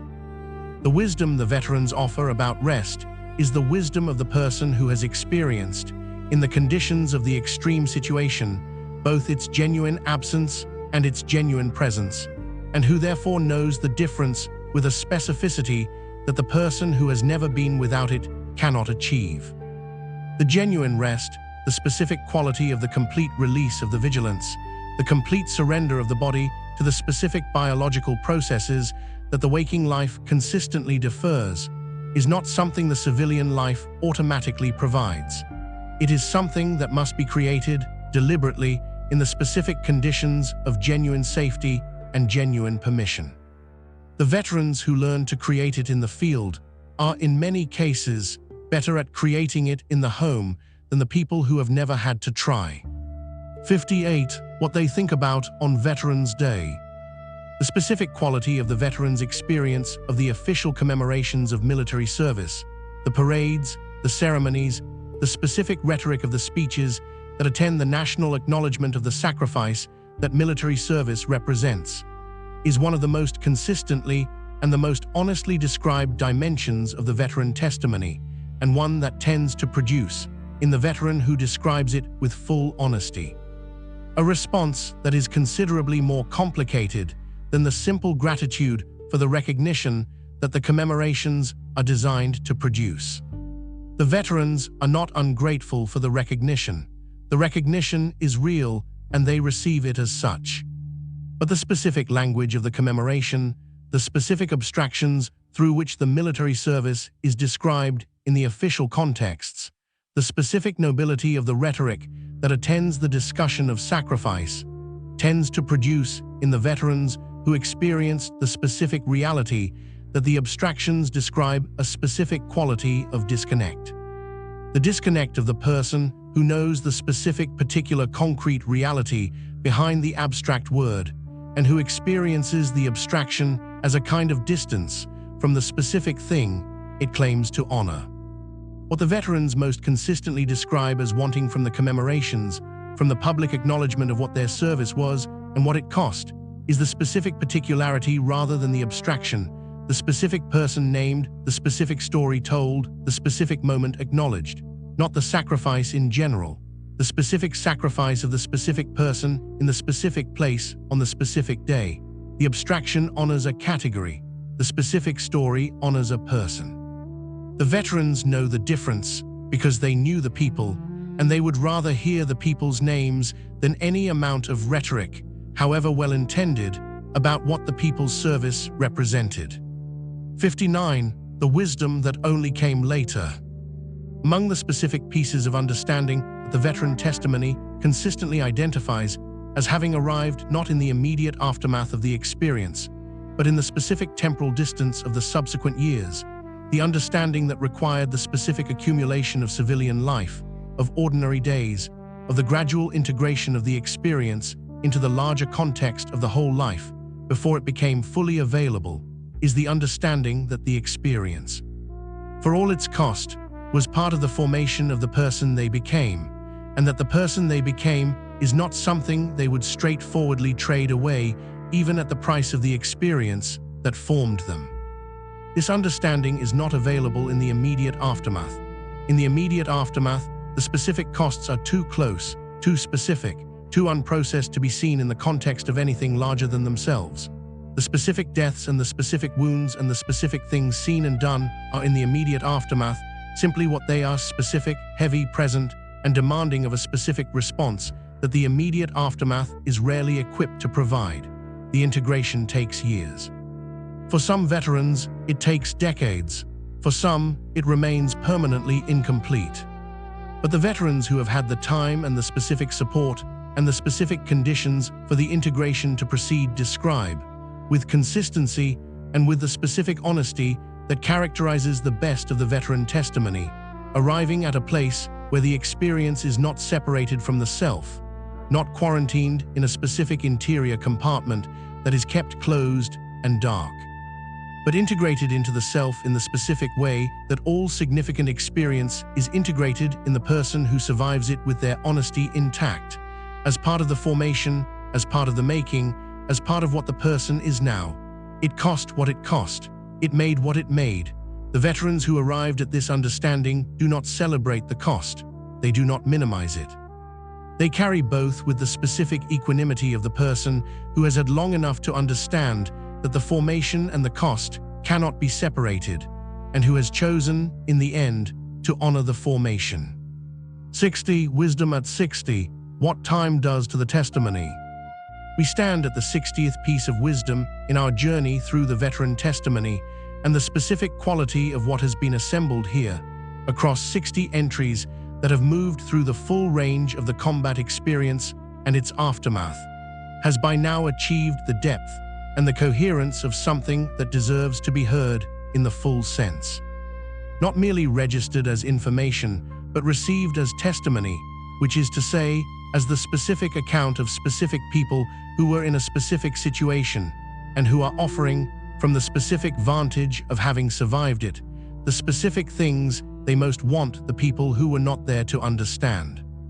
In the last 10 entries, we have received some of the most personal and the most carefully held pieces of that testimony, the silence the veterans maintained with their children and what it protected and what it cost, the specific function of humor in the extreme situation, the rare civilian who got it right and what they did that made the difference, the experience of waiting for help and what it permanently installed in the veteran's relationship to their own vulnerability, the specific anger and what it taught about the difference between legitimate grievance and self-inflicted wound, the form of courage the veterans respected most, the moral courage of the honest admission, the specific quality of genuine rest and what its absence and presence both taught, the complicated experience of the commemoration, and the understanding that only came later, the understanding that the experience was part of the formation and that the formation, for all its cost, was also a gift. 40 entries remain. They are the entries that go deepest into the specific wisdom about living that the specific experience of the extreme deposits into what the soldiers most want to say to the people still in the middle of ordinary lives that the ordinary life will never fully test. The testimony continues. This is explored during Sleeping 61, what they learned about the value of ordinary days. The specific understanding of the ordinary day, of the specific Tuesday afternoon in a world where nothing dangerous is happening and nothing extreme is required, that the combat veteran carries home from the deployment is one of the most consistently expressed and the most immediately transferable pieces of wisdom in the entire testimony, transferable because the understanding it contains, while produced by an experience that is not ordinary, points directly toward a dimension of the ordinary life that the ordinary life itself tends to obscure. The specific quality of the ordinary day that the veteran most consistently describes as having been revealed by its absence is its specific safety, not the safety in the abstract political or statistical sense, but the specific, bodily, immediate safety of the person in a situation where the situation is not trying to kill them. This specific quality, the quality of the situation that is not trying to kill them, is one of the most completely invisible features of the ordinary civilian day.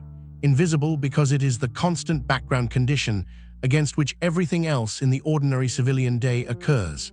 And constant background conditions are, by the specific logic of perception, the conditions that the perceptual system most consistently fails to register. The veteran who has been in the conditions where the safety was not the constant background, where the absence of the threat was the exception and its presence was the norm, returns to the ordinary day with a specific sensitivity to its safety that the person who has never been without it cannot easily achieve. The specific Tuesday afternoon becomes, from this specific vantage, something that it was always objectively but never experientially, a specific gift, an unearned grace, a specific evidence of the specific goodness that the ordinary life contains in its very ordinariness, in its very absence of the extreme. They do not take the Tuesday for granted. They know exactly what it took to get here. And they want the person who has never had to know this to find some way, in the specific conditions of their specific life, to know it anyway. 62. What they tell young soldiers going in. The specific advice that the combat veterans most consistently want to offer to the young soldiers who are about to deploy. The specific things that the experience equipped them to say to the person at the beginning of the journey that they themselves were at the beginning of, is one of the most practically useful and the most personally significant dimensions of the veteran testimony. Because it is the testimony directed not at the general audience, but at the specific person for whom the testimony is most directly applicable and most immediately relevant. The advice varies across individuals and across the specific wars and specific roles the veterans served in, but its most consistent elements share a specific character that reflects the specific nature of what the experience most lastingly taught. The first element, expressed with the greatest urgency, is the counsel to maintain the bond, to treat the specific people beside you as the primary operational priority and the primary personal anchor, to invest in the specific relationship that the shared experience creates with a deliberateness and a care that the conditions will consistently make difficult and that the conditions simultaneously make necessary. The bond is the thing most likely to keep you alive. It is also the thing most likely to keep you human. The second element, expressed with equal urgency, is the counsel to keep something that is specifically yours, some specific interior practice, some specific connection to the self that exists outside the role, that the role does not require and the institution does not provide, and that must be maintained deliberately against the specific pressure of the conditions to subsume the individual entirely into the function, the journal that no one else reads. The specific daily practice that belongs to you rather than to the mission, the specific connection maintained across the distance to the person who knows you as something other than a soldier. These specific things are not indulgences. They are the specific maintenance of the interior self that the extreme situation consistently works to erode, and that the subsequent return to civilian life consistently requires to still be there. 63. The military self and the civilian self. Among the specific internal negotiations that the returned veteran most consistently describes as among the most demanding of the post-service period, more demanding, in some respects, than the specific external negotiations of finding work and re-establishing relationships and reconstructing the practical architecture of the civilian life, is the internal negotiation between the specific self that the military service produced and the specific self that existed before the service, and that the civilian life expected to find waiting for the service to be over. The military self is real. The veterans who describe it do not describe it as a role that was assumed for the duration of the service and then removed when the service ended. They describe it as a genuine dimension of the self, a set of specific qualities, specific capacities, specific orientations toward the world and toward the other people in it that the military experience genuinely produced and that are genuinely present in the person who carries them. The specific competence under pressure, the specific quality of the bond, the specific impatience with the specific forms of civilian self-indulgence that the military experience made visible as the luxuries they are, the specific directness, the specific economy of communication, the specific respect for genuine competence and genuine loyalty that the military context rewarded and that the civilian context does not always value in the same form. The specific negotiation that the return requires is not the negotiation of which self is real, both are real, but the negotiation of how the specific qualities of the military self can be expressed and applied in the specific conditions of the civilian life that was not designed to receive them. The veteran who finds this negotiation, who discovers the specific civilian contexts in which the specific military self's qualities are valued and applicable rather than foreign and misunderstood, describes the discovery with the specific satisfaction of the person who has found the specific place where the formation and the present environment are compatible. The negotiation is not always successful. When it is, the person who emerges is both the soldier and the civilian, and the combination is, the veterans who achieved it consistently report, more complete than either alone. 64. What they know about evil. The specific understanding of evil, of genuine, organized, systematic human evil, the kind that is not the product of individual pathology or individual moral failure, but of the specific institutional and cultural conditions that make large-scale harm to large numbers of people not only possible but routine. That the combat experience deposits in the soldier who witnesses it is one of the most morally serious pieces of the veteran testimony, and one that the veterans approach with the specific gravity of people who are aware that what they are describing is not comfortable and that the discomfort is part of the point.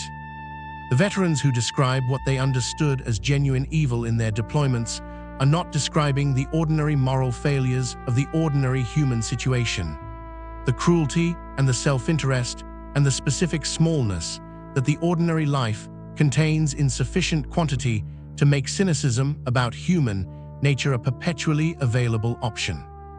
They are describing something more organized and more specific, the specific conditions in which the mechanisms that ordinarily constrain the expression of the worst of human capacity, the law, the community, the specific social consequences of specific harmful acts, were absent or actively reversed, so that the harm became the product of the situation rather than the exception to it. The wisdom the veterans offer from this specific understanding is not the wisdom of despair. They have not concluded from what they witnessed that human beings are primarily evil or that the restraining mechanisms are always fragile. They have concluded something more specific and more practically important, that the mechanisms that prevent ordinary people from performing extraordinary harm are real and important and require active maintenance, that they are not the natural default state of human social organization, but the specific achievement of specific institutions and specific cultures that chose to build them, and that the conditions under which they fail are specific and recognizable if the people responsible for maintaining them are paying attention. Evil is not mysterious. It has specific conditions. The veterans know those conditions. They were in them.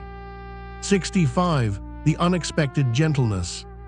Among the specific changes that the combat experience produced in the veterans who describe it honestly, changes that are not the ones that the cultural narrative about combat and its effects tends to predict. One of the most consistently surprising to the veterans themselves is the specific development of a gentleness that was either not present in the pre-deployment self, or was present in a form that the conditions of the deployment had not yet had occasion to fully develop. A specific tenderness toward genuine human vulnerability, a specific quality of care for the specifically fragile and the specifically needing, that the experience of having been in the conditions of the extreme situation and of having survived them produced in a form that the comfortable life could not have generated through any other means. The specific mechanism through which the extreme experience produces this gentleness is consistent across the testimony. The person who has been genuinely vulnerable, who has been in the specific conditions of genuine fear and genuine dependency and genuine exposure to the worst of what can happen to the human body and the human mind, develops a specific sensitivity to those conditions in other people that the person who has never been in those conditions cannot quite achieve through imagination alone. They know what it costs. They know what it feels like from the inside. And that specific knowledge in the person whose experience of it was genuine rather than merely theoretical produces a specific quality of response to the vulnerable other that is different in its character and its depth from the response of the person who is responding from principle rather than from memory. The veterans who describe this specific gentleness describe it with a specific combination of pride and surprise. Pride because it is one of the specific things the experience gave them that they are genuinely glad to have. Surprise because it was not what they expected the combat experience to produce in them, and because it is, in some respects, the quality that most clearly contradicts the cultural narrative of the combat veteran as the hardened and unreachable figure. They are harder than they were in specific respects. They are also gentler. Both things are true. The extreme experience does not simplify the person it produces. It complicates them, and in the complication, adds. 66. What the war taught them about home. The specific understanding of home, of what home actually is, as distinct from the various ways in which the word is used in the ordinary civilian context, that the experience of the extended deployment produces in the soldier who is away from it, is one of the most consistently described and the most personally significant dimensions of the veteran testimony.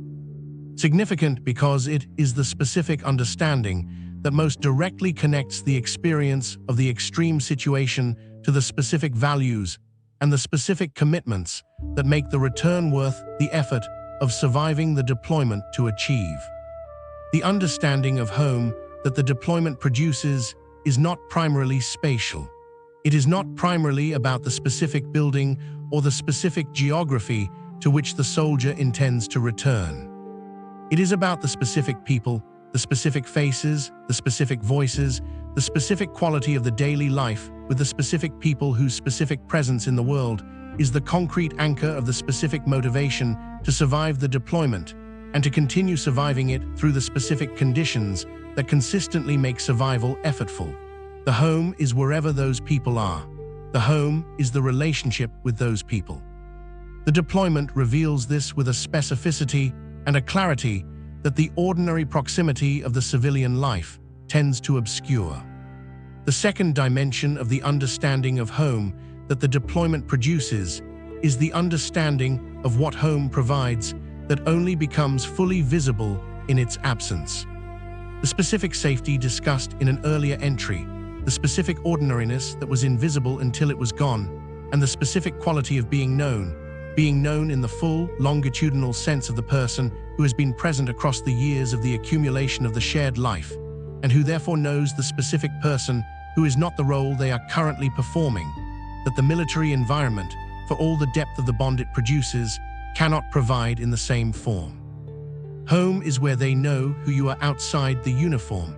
The veterans know what that knowing is worth because they know what its absence costs. 67. The specific lesson about asking for help. The specific cultural pressure of the military environment toward self-reliance, toward the management of one's own difficulties without recourse to the assistance of others, toward the specific performance of competence that requires the suppression of the visible admission of genuine need, is one of the dimensions of the military experience that the veteran testimony most consistently identifies as having been both necessary in the operational context and damaging in its effects on the veteran's subsequent capacity to seek and receive the specific help that the post-service period genuinely required.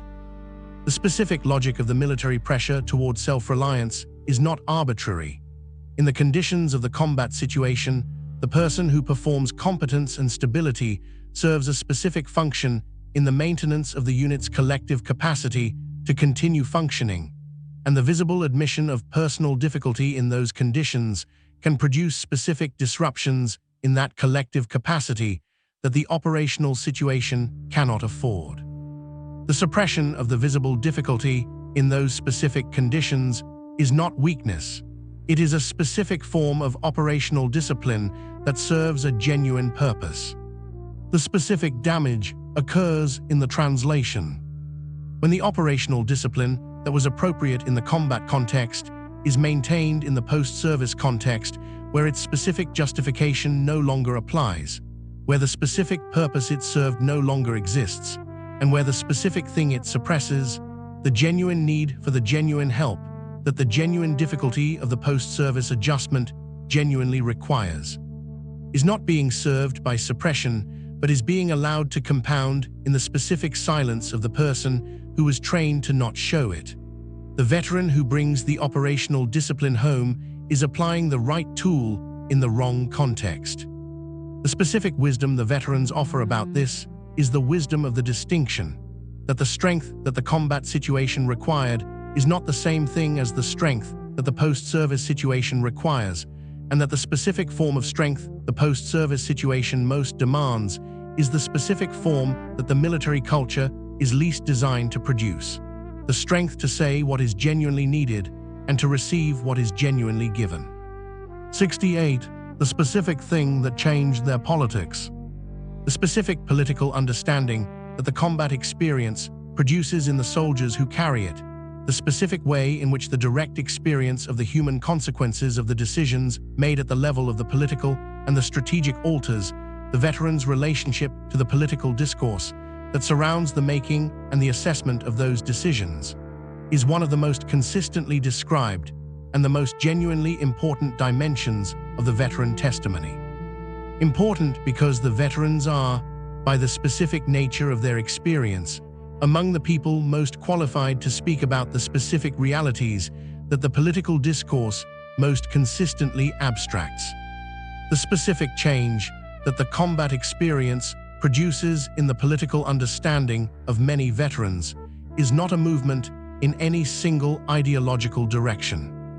The testimony contains veterans whose experience moved them toward greater skepticism of the use of military force and veterans whose experience moved them toward a more nuanced, rather than more skeptical relationship to the specific conditions in which force is genuinely necessary.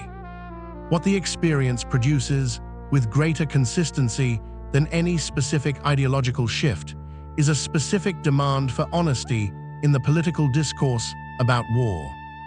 A specific impatience with the specific rhetorical strategies that make the human cost of military force invisible, that substitute the abstraction for the specific person, that make the decision to commit the force seem cleaner and less consequential than the specific experience of carrying out the force consistently proves it to be. The veterans want the political discourse about war to be honest about what it is asking.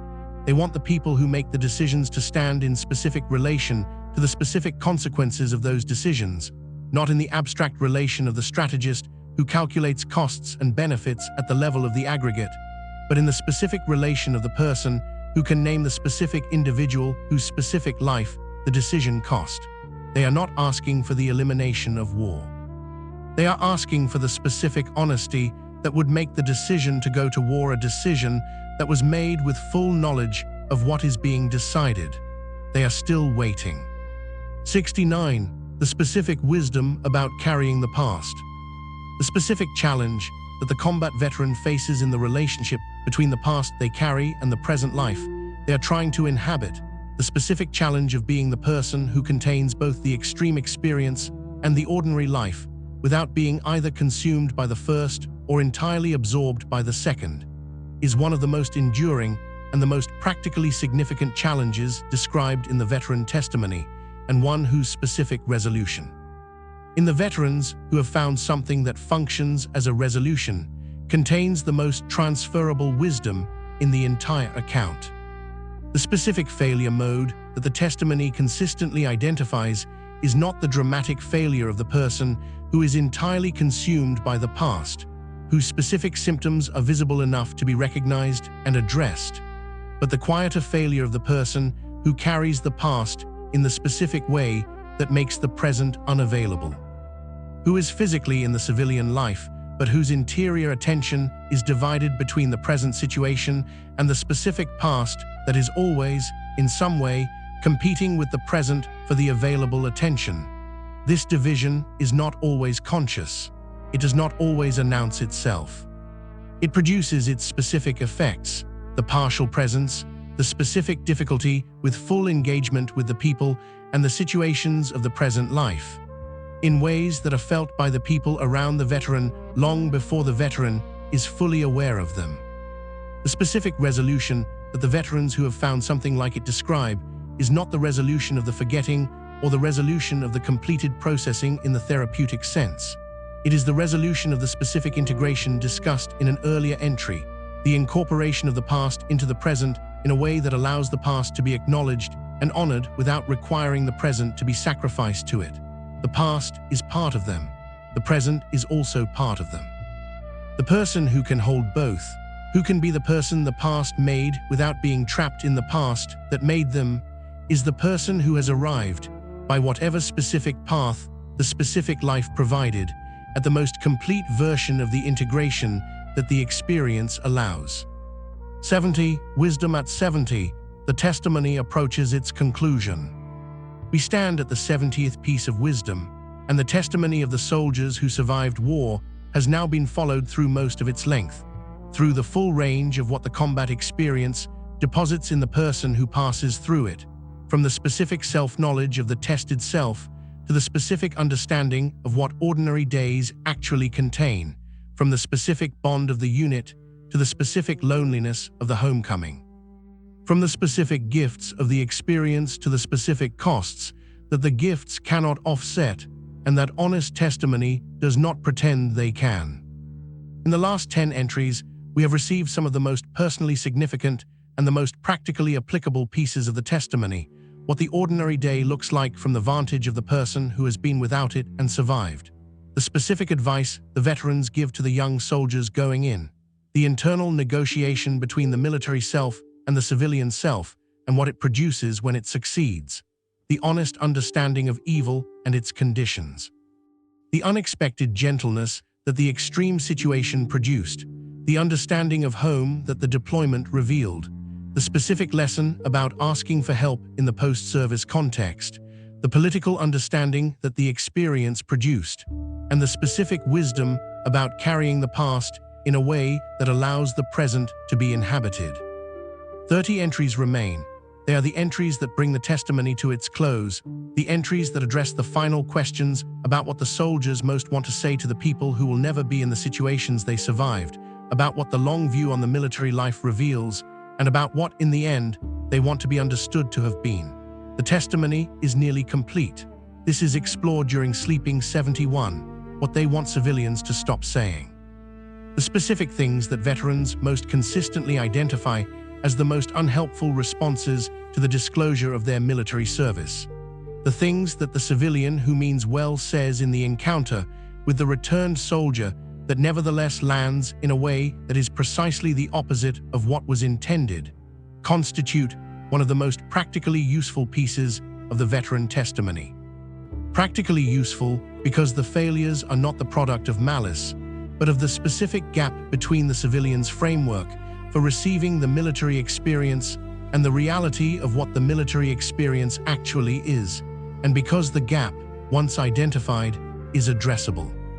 The first and the most consistently identified unhelpful response is the specific form of thanking that functions as a closure, the thank you for your service that is offered in the specific tone and with the specific body language of the person who has completed the acknowledgement and is now ready to return to the conversation about other things. The veterans do not object to the gratitude is genuine and they receive it as such. They object to the specific use of the gratitude as a way of acknowledging the service without engaging with the person who performed it, of discharging the specific social obligation of acknowledgement without accepting the specific weight of what is being acknowledged. The thank you that closes the conversation is the thank you that says, however unintentionally, I have acknowledged the category. I'm not prepared to receive the specific person.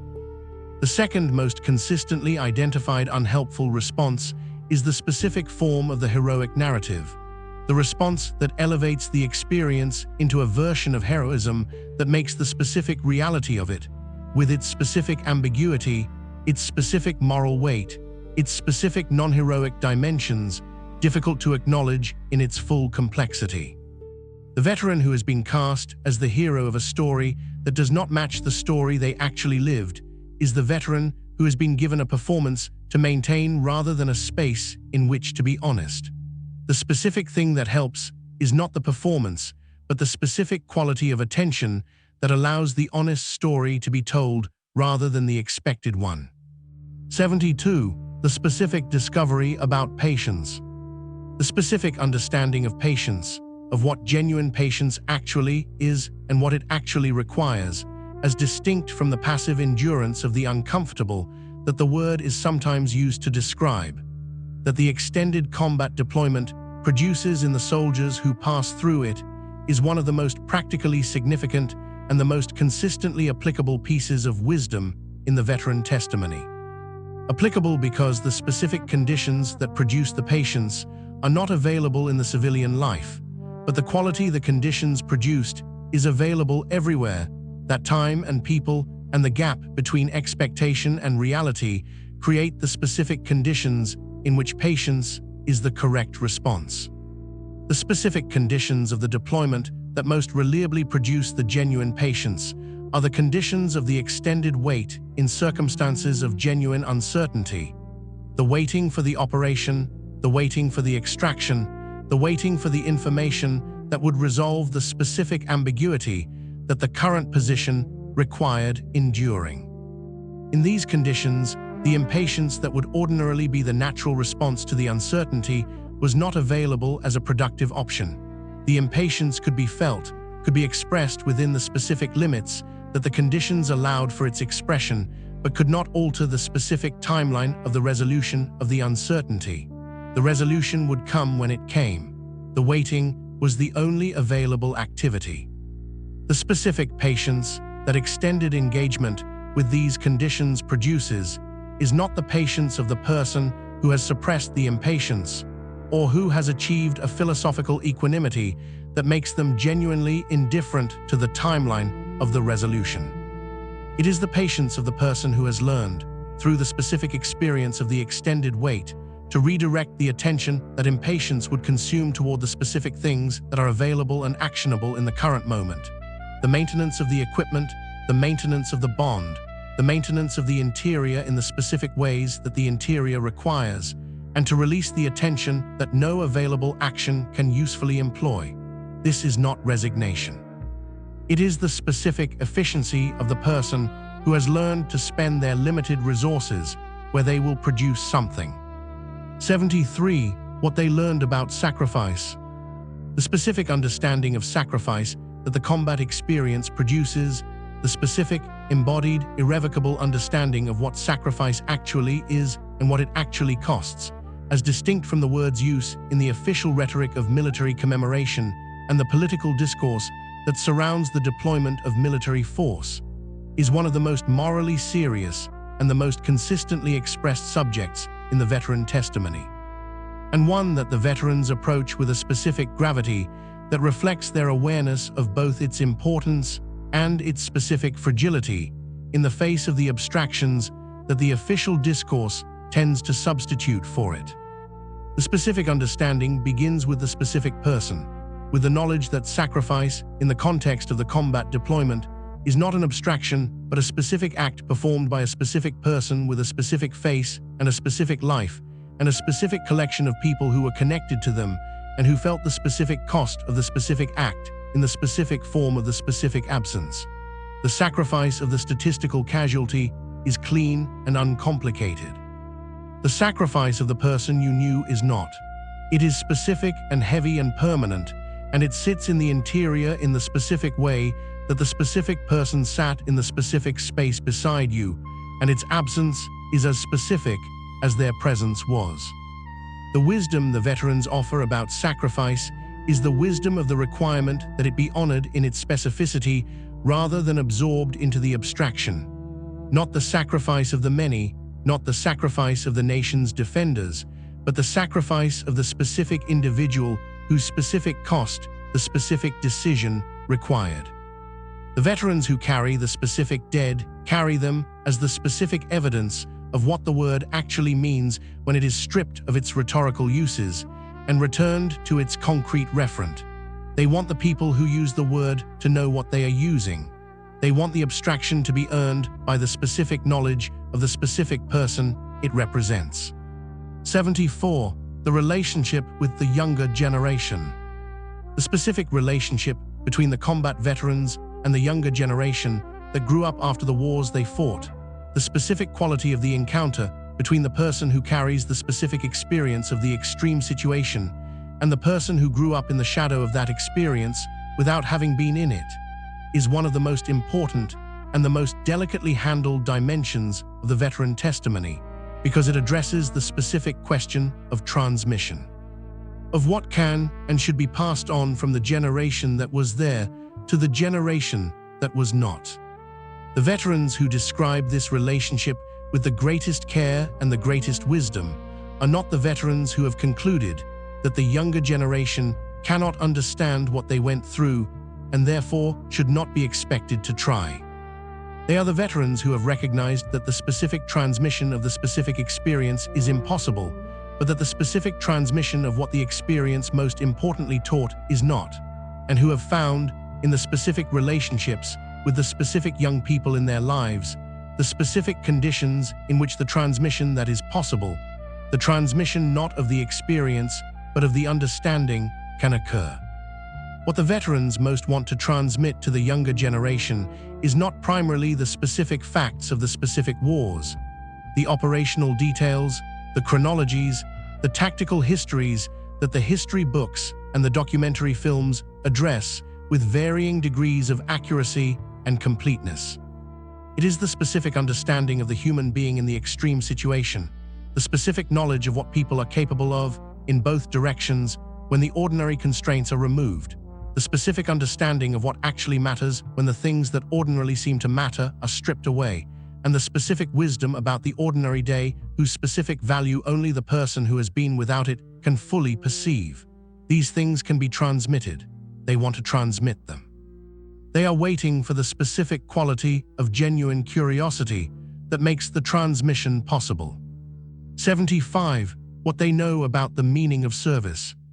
The specific understanding of service, of what it means to have given a significant portion of one's life and a significant portion of one's safety, and for the specific people who paid the highest price, everything else as well, to a purpose that exceeded the boundaries of the individual life, is one of the most personally significant and the most carefully examined subjects in the veteran testimony. Because it is the subject that most directly engages the question of whether the specific cost was worth the specific thing it purchased, a question that the individual veteran can only answer from the specific vantage of their specific experience, and whose honest answer is not always the answer that the official narratives of military service tend to make available. The veterans who answer this question most honestly describe a specific range of responses that reflects the genuine complexity of the experience. The veterans who served in the specific operations they believe to be genuinely necessary, and who believe, with the specific confidence of the person who has examined the belief against the specific evidence of the experience, that the service was worth the cost. The veterans who served in the specific operations they came to understand as genuinely unnecessary, and who carry the specific burden of the cost without the specific consolation of the worthiness. And the veterans, perhaps the largest group, whose answer is more complicated than either of these positions accommodates, who served in the specific operations whose necessity was genuinely ambiguous, and whose specific costs were specific and irreversible, and whose assessment of the balance remains genuinely unresolved. The The specific wisdom that emerges from the full range of these responses is not a simple lesson about whether service is worth it. That question can only be answered in the specific, and the specific answers vary. It is the wisdom of the honest engagement with the question. The specific insistence that the question of whether the cost was justified by the purpose is a question that deserves to be asked with full honesty, that the answer is not prescribed by the asking, and that the veteran who asks it honestly is performing a form of service. The service of the honest witness to the specific reality of what military service is and costs, that the culture that sent them to perform it consistently requires and consistently fails to adequately honor. 76. The specific things that help them heal. The specific things that the veterans identify as having been most genuinely helpful in the specific process of integrating the combat experience into the subsequent civilian life, as distinct from the things that were attempted and found unhelpful. And the things that were prescribed and found insufficient is one of the most practically valuable dimensions of the veteran testimony. Practically valuable because it is the testimony most directly applicable to the people who are supporting veterans in the present and who want to know what actually helps rather than what is theoretically supposed to help. The most consistently identified genuinely helpful thing is not a specific therapeutic intervention, though the specific therapeutic interventions that the veterans found most useful, the trauma-focused therapies, the specific programs that combine the therapeutic relationship with the specific context of outdoor work or physical challenge or the company of other veterans, are identified with gratitude and specificity. The most consistently identified genuinely helpful thing is the specific relationship with the specific person who was trustworthy enough to receive the honest account.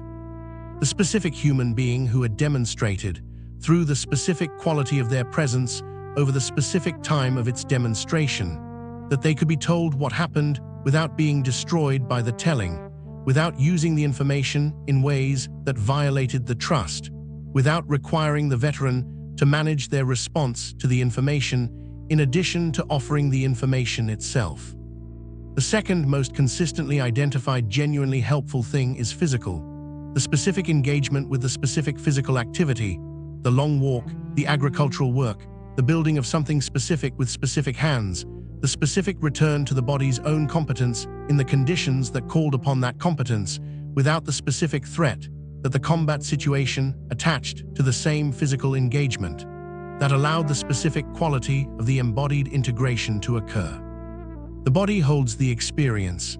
The body also, in the right conditions, participates in the healing of it. The veterans who found this specific path describe it with the specific gratitude of the person who found the right tool at the right moment. It was not complicated. It was specific and real, and it helped. 77. The night, what the insomnia contained. The specific experience of the night that the combat veteran carries home. The specific quality of the nocturnal hours that the hypervigilance installed by the deployment conditions and the specific intrusive memories activated by the quiet and the dark consistently produce in the person who experienced the extreme situation, is one of the most physically difficult and the most psychologically significant dimensions of the post-service experience, and one that the veteran testimony addresses with a specific honesty that reflects its importance in the daily texture of the post-service life. The specific quality of the veteran's night is, in many cases, not the restful dark of the civilian whose body and mind have been adequately maintained in the conditions of the ordinary safe life. It is the specific dark in which the hypervigilance that the combat conditions installed as a survival mechanism continues to operate, scanning, attending, interpreting sounds and shadows with the specific urgency of the system that was calibrated for conditions in which the inattentive night produced specific consequences.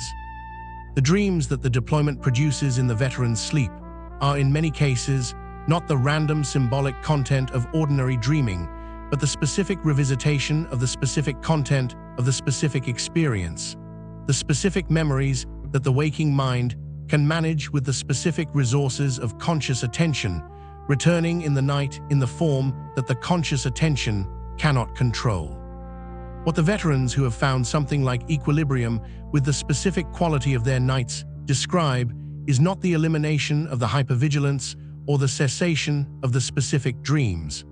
For many veterans, these persist in diminished form across the decades.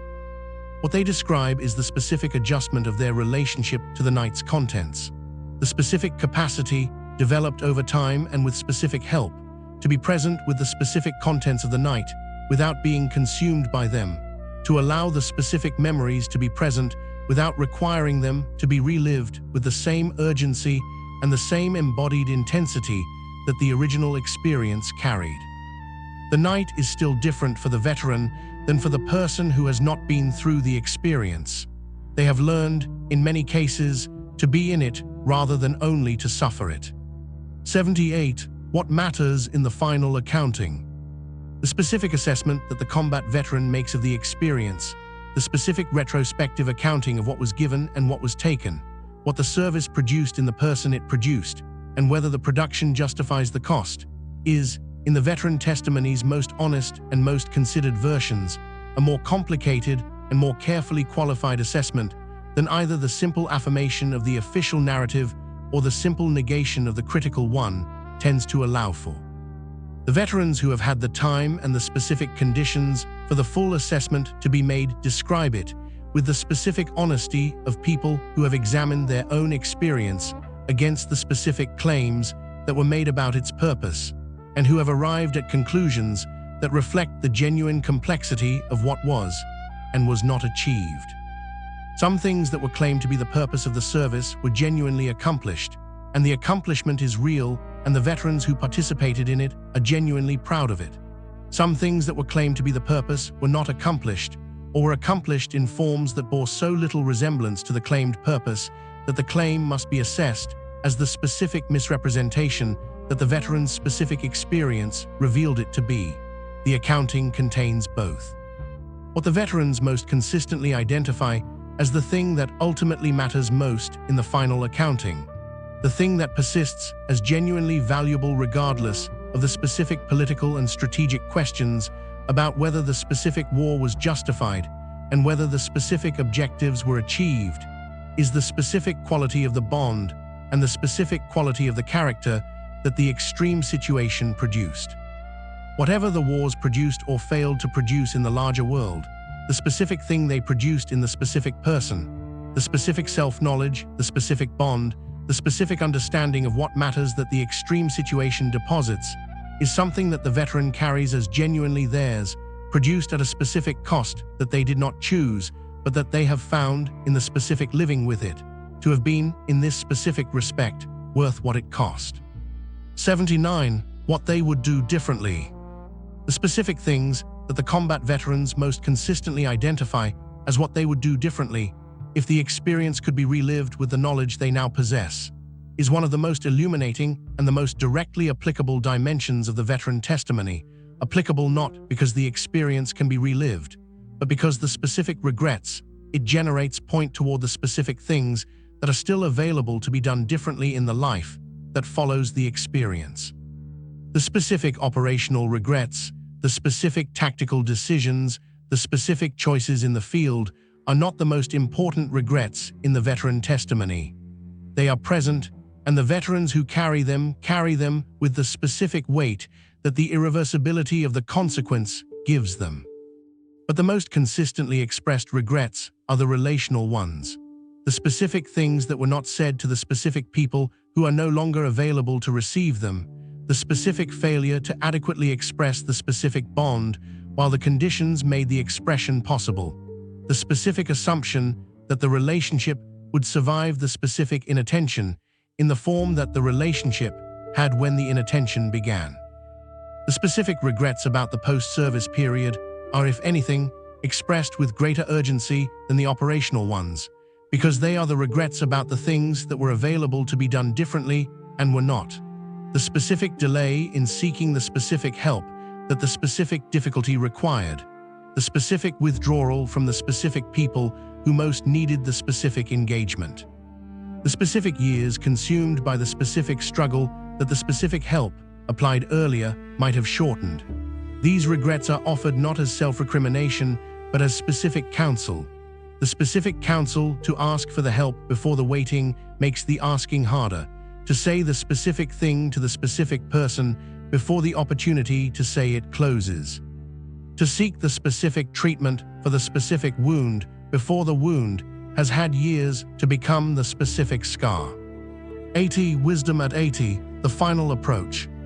We stand at the 80th piece of wisdom in our journey through the veteran testimony, and the testimony has now been followed to the point where its full shape, the shape of what the combat experience gave and took from the people who passed through it and who have spent the subsequent decades learning to carry what it left, is visible with the clarity and the completeness that the individual entries could only approach.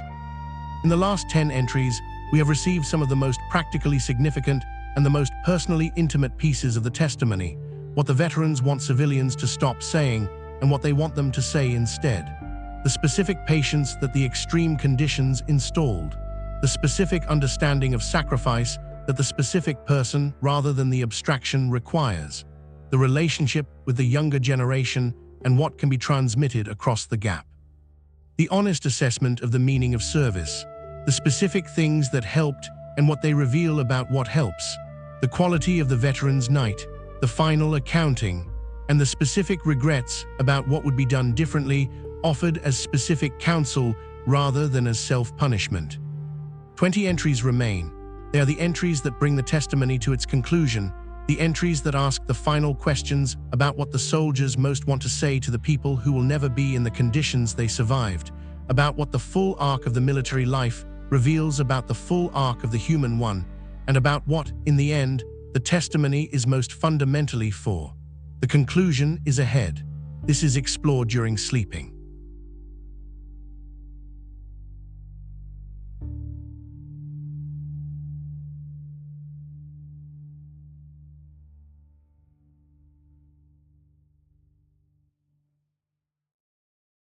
'81. The specific quality of peace they eventually found. The peace that the veteran testimony describes, when it describes it, which is not always and not quickly, and not without the specific acknowledgement of what it costs to arrive at, is not the peace of the person who has resolved all the questions that the experience raised or who has processed all the weight that the experience deposited or who has arrived at a settled philosophical position that contains and explains everything that happened. It is a more modest and more honest peace than any of these.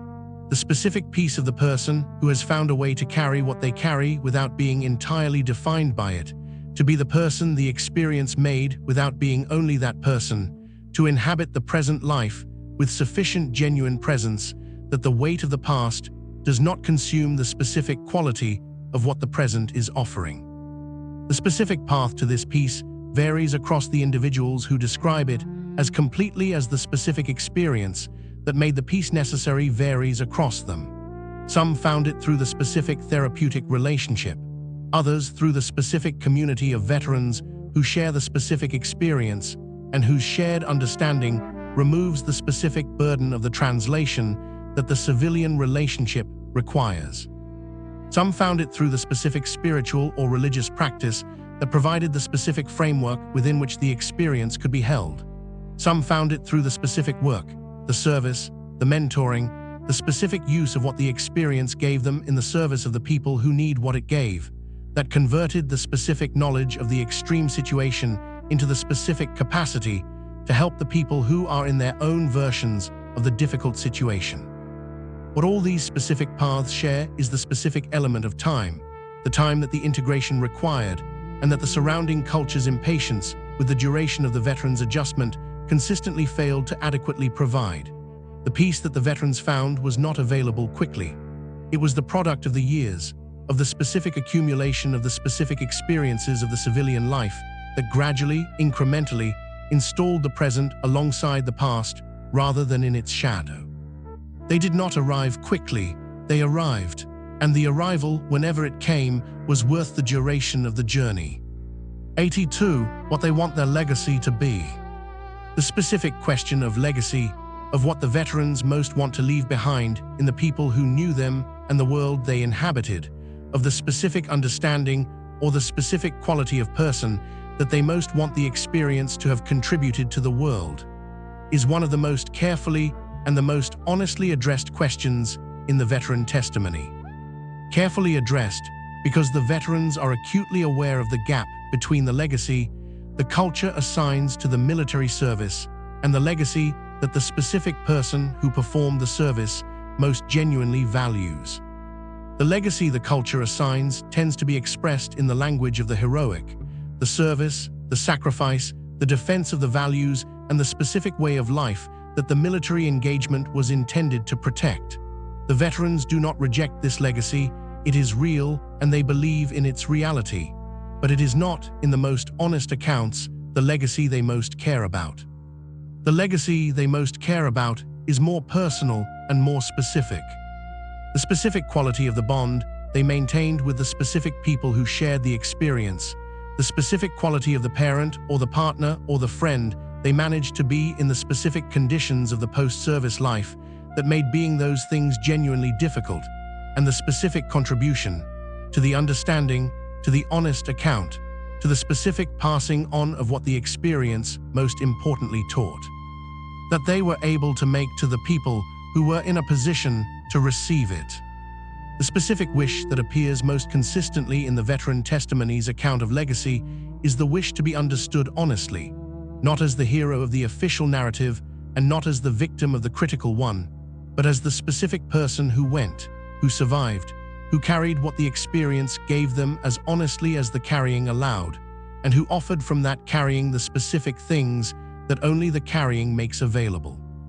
They want the specific truth of the specific experience to be received, not managed, not sanitized, not converted into the comfortable story that the cultural frameworks tend to require. They want the honest story to be the one that persists. This testimony is part of that want. 83. The specific lesson about mortality. The specific relationship between the combat veteran and the knowledge of their own mortality, the knowledge that is available to everyone in the abstract, and that the combat experience installs in the veteran in the specific, concrete, embodied form that the abstract knowledge cannot approximate, is one of the most personally transformative and the most consistently described dimensions of the veteran testimony. Transformative because the specific form in which the knowledge of mortality arrives in the extreme situation produces a specific orientation toward the remaining life that the abstract knowledge consistently fails to produce. The specific form of the knowledge is not the philosophical knowledge of the fact of death, the knowledge that is available to anyone who thinks carefully about the human condition, but the specific, physiological, immediate knowledge of the specific moment in which the possibility of one's own death was not theoretical but actual. The specific moment in which the arithmetic of the situation was unfavorable, and the specific outcome was genuinely uncertain, and the specific person in that specific situation understood, with every resource of their perception, that the continuation of their specific self was contingent rather than guaranteed. This knowledge, once installed in the specific form that the specific experience provides, does not leave. It remains as a specific feature of the veteran's relationship to the ordinary life. The specific awareness that the continuation is contingent, that the Tuesday afternoon is not owed but given, that the specific people at the table are there by the specific grace of a situation that could have been different. This awareness does not always feel like a gift. In the conditions of the hypervigilance and the intrusive memory, it feels like a burden. But in the conditions of the genuine integration, in the specific quiet of the afternoon that is genuinely being inhabited, it is the specific thing that makes the afternoon fully present rather than merely occupied. They know what it took to get here. The knowing is, in the end, one of the things the experience gave them that they would not trade. 84. What they know about forgiveness in the context of war. The specific question of forgiveness in the context of the combat experience, the question of whether and how and toward whom forgiveness is possible in the specific conditions that the war created and the specific acts that those conditions required or permitted or failed to prevent, is one of the most morally serious and the most individually variable subjects in the veteran testimony.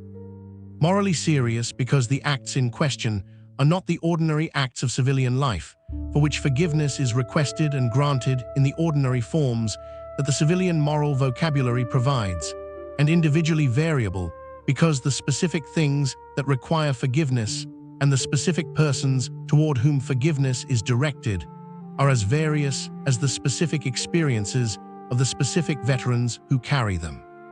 The specific dimension of forgiveness that appears most consistently in the veteran testimony is not the forgiveness directed at the enemy, though that dimension is present and significant, but the forgiveness directed at themselves. The specific self-forgiveness that is the necessary precondition for the specific quality of the subsequent life that the integration makes possible, the forgiveness of the person who did what the situation required or permitted in conditions that the subsequent civilian life consistently fails to provide an adequate framework for understanding and assessing. The veterans who have found something like self-forgiveness describe the specific condition under which it became available, not the condition of the justification of the specific act, not the reassurance that what was done was right in the moral sense that the subsequent civilian framework applies, but the condition of the honest acknowledgement of the specific act in its specific context, held within the specific understanding of the specific conditions that produced it. By the specific person who bears the specific responsibility for having performed it, the acknowledgement is not the erasure. It is the specific requirement for the specific movement beyond the self-punishment that the erasure cannot provide. They acknowledge, they carry, they move as much as the carrying allows forward. 85. The relationship with the country they served. The specific quality of the veteran's relationship with the country they served, the specific emotional, philosophical, and political relationship between the person who offered their safety and in some cases everything else on behalf of the specific abstract entity of the nation, and that nation as it actually is in the specific reality of its political and cultural life, is one of the most complex and the most carefully examined subjects in the veteran testimony. Complex because it engages simultaneously the specific pride of the service, the specific disillusionment of the encounter with the gap between the nation as it presents itself and the nation as it actually functions, and the specific loyalty that persists through and beyond the disillusionment. The veterans who describe this relationship with the greatest honesty describe a relationship that is not simple and is not comfortable, and that they would not, in the most honest accounting, characterize as entirely positive. The country sent them. The country did not always adequately support them while they were there. The country did not always adequately receive them when they returned. The country did not always honor the specific cost of the specific service in the specific ways that the service might have been thought to earn. These are specific, documented, consistently described dimensions of the veteran's experience of the country they served, and the honest veteran testimony does not pretend otherwise. And yet the relationship persists, not as the uncomplicated patriotism of the recruiting poster, not as the cynicism of the entirely disillusioned. It persists as the complicated loyalty of the person who knows their country as it actually is, with its specific failures and its specific distances between the ideal and the reality, and who served it anyway, and who continues to believe, with the specific conviction of the person who paid the specific price of the belief, that the specific values the country claims to represent are worth the specific effort of continuing to hold them to account. They served the idea as much as the institution. The idea is worth the continued service. 86. What they discovered about the nature of memory. The specific understanding of memory, of what memory actually does with the extreme experience, how it stores it and how it recalls it, and what it does to the person in whose interior it is stored, that the combat experience produces in the veterans who carry it is one of the most genuinely illuminating pieces of the testimony, illuminating because it describes from the inside the specific workings of the mechanism that the psychology of trauma has been studying from the outside for decades, and because the description from the inside confirms and completes the description from the outside in ways that the purely clinical account cannot achieve. The specific thing the veterans describe most consistently about the memory of the extreme experience is its specific non-narrative quality.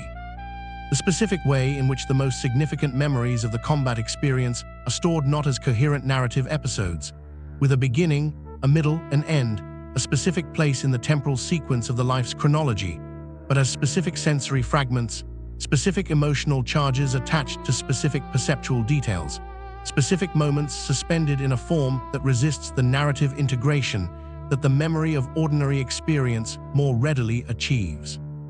The body smelled a specific thing. The specific sound was at a specific pitch. The specific quality of the light was exactly this. These fragments are not stories. They are not processed.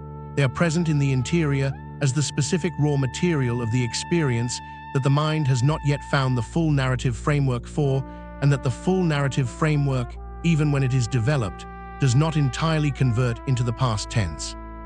The wisdom this specific understanding of memory contains is the wisdom of patience, the specific patience with the specific nature of the memory's integration, the specific patience with the specific timeline of the narrative framework's development, and the specific patience with the person who is in the middle of the process and who cannot be helped toward the completion by the urgency of the people around them who wish the process were further along than it is. 87. The one thing they are most proud of. The specific thing that the combat veterans most consistently identify as the thing they are most proud of, when the question is pressed to the single most important answer, when the range of possible responses has been considered and the most genuinely significant one has been identified, is not in the most consistent account. The specific operational achievement or the specific act that was recognized by the institution or the specific performance of the specific military function that the service required. It is the specific thing they did for the specific person beside them in the specific moment when the specific person needed it most. The specific act of care for the specific wounded soldier that the conditions made dangerous and the bond made impossible not to perform. The specific refusal to leave the specific person when leaving was the easier option. The specific presence in the specific moment that the specific person beside them required, and that the veteran, by being the specific person they were in the specific moment they were there, was able to provide. The pride in the specific act of specific care for the specific person, rather than the pride in the specific achievement of the specific military objective, is one of the most revealing features of the entire veteran testimony, revealing because it consistently prioritizes the relational and the human over the institutional and the official.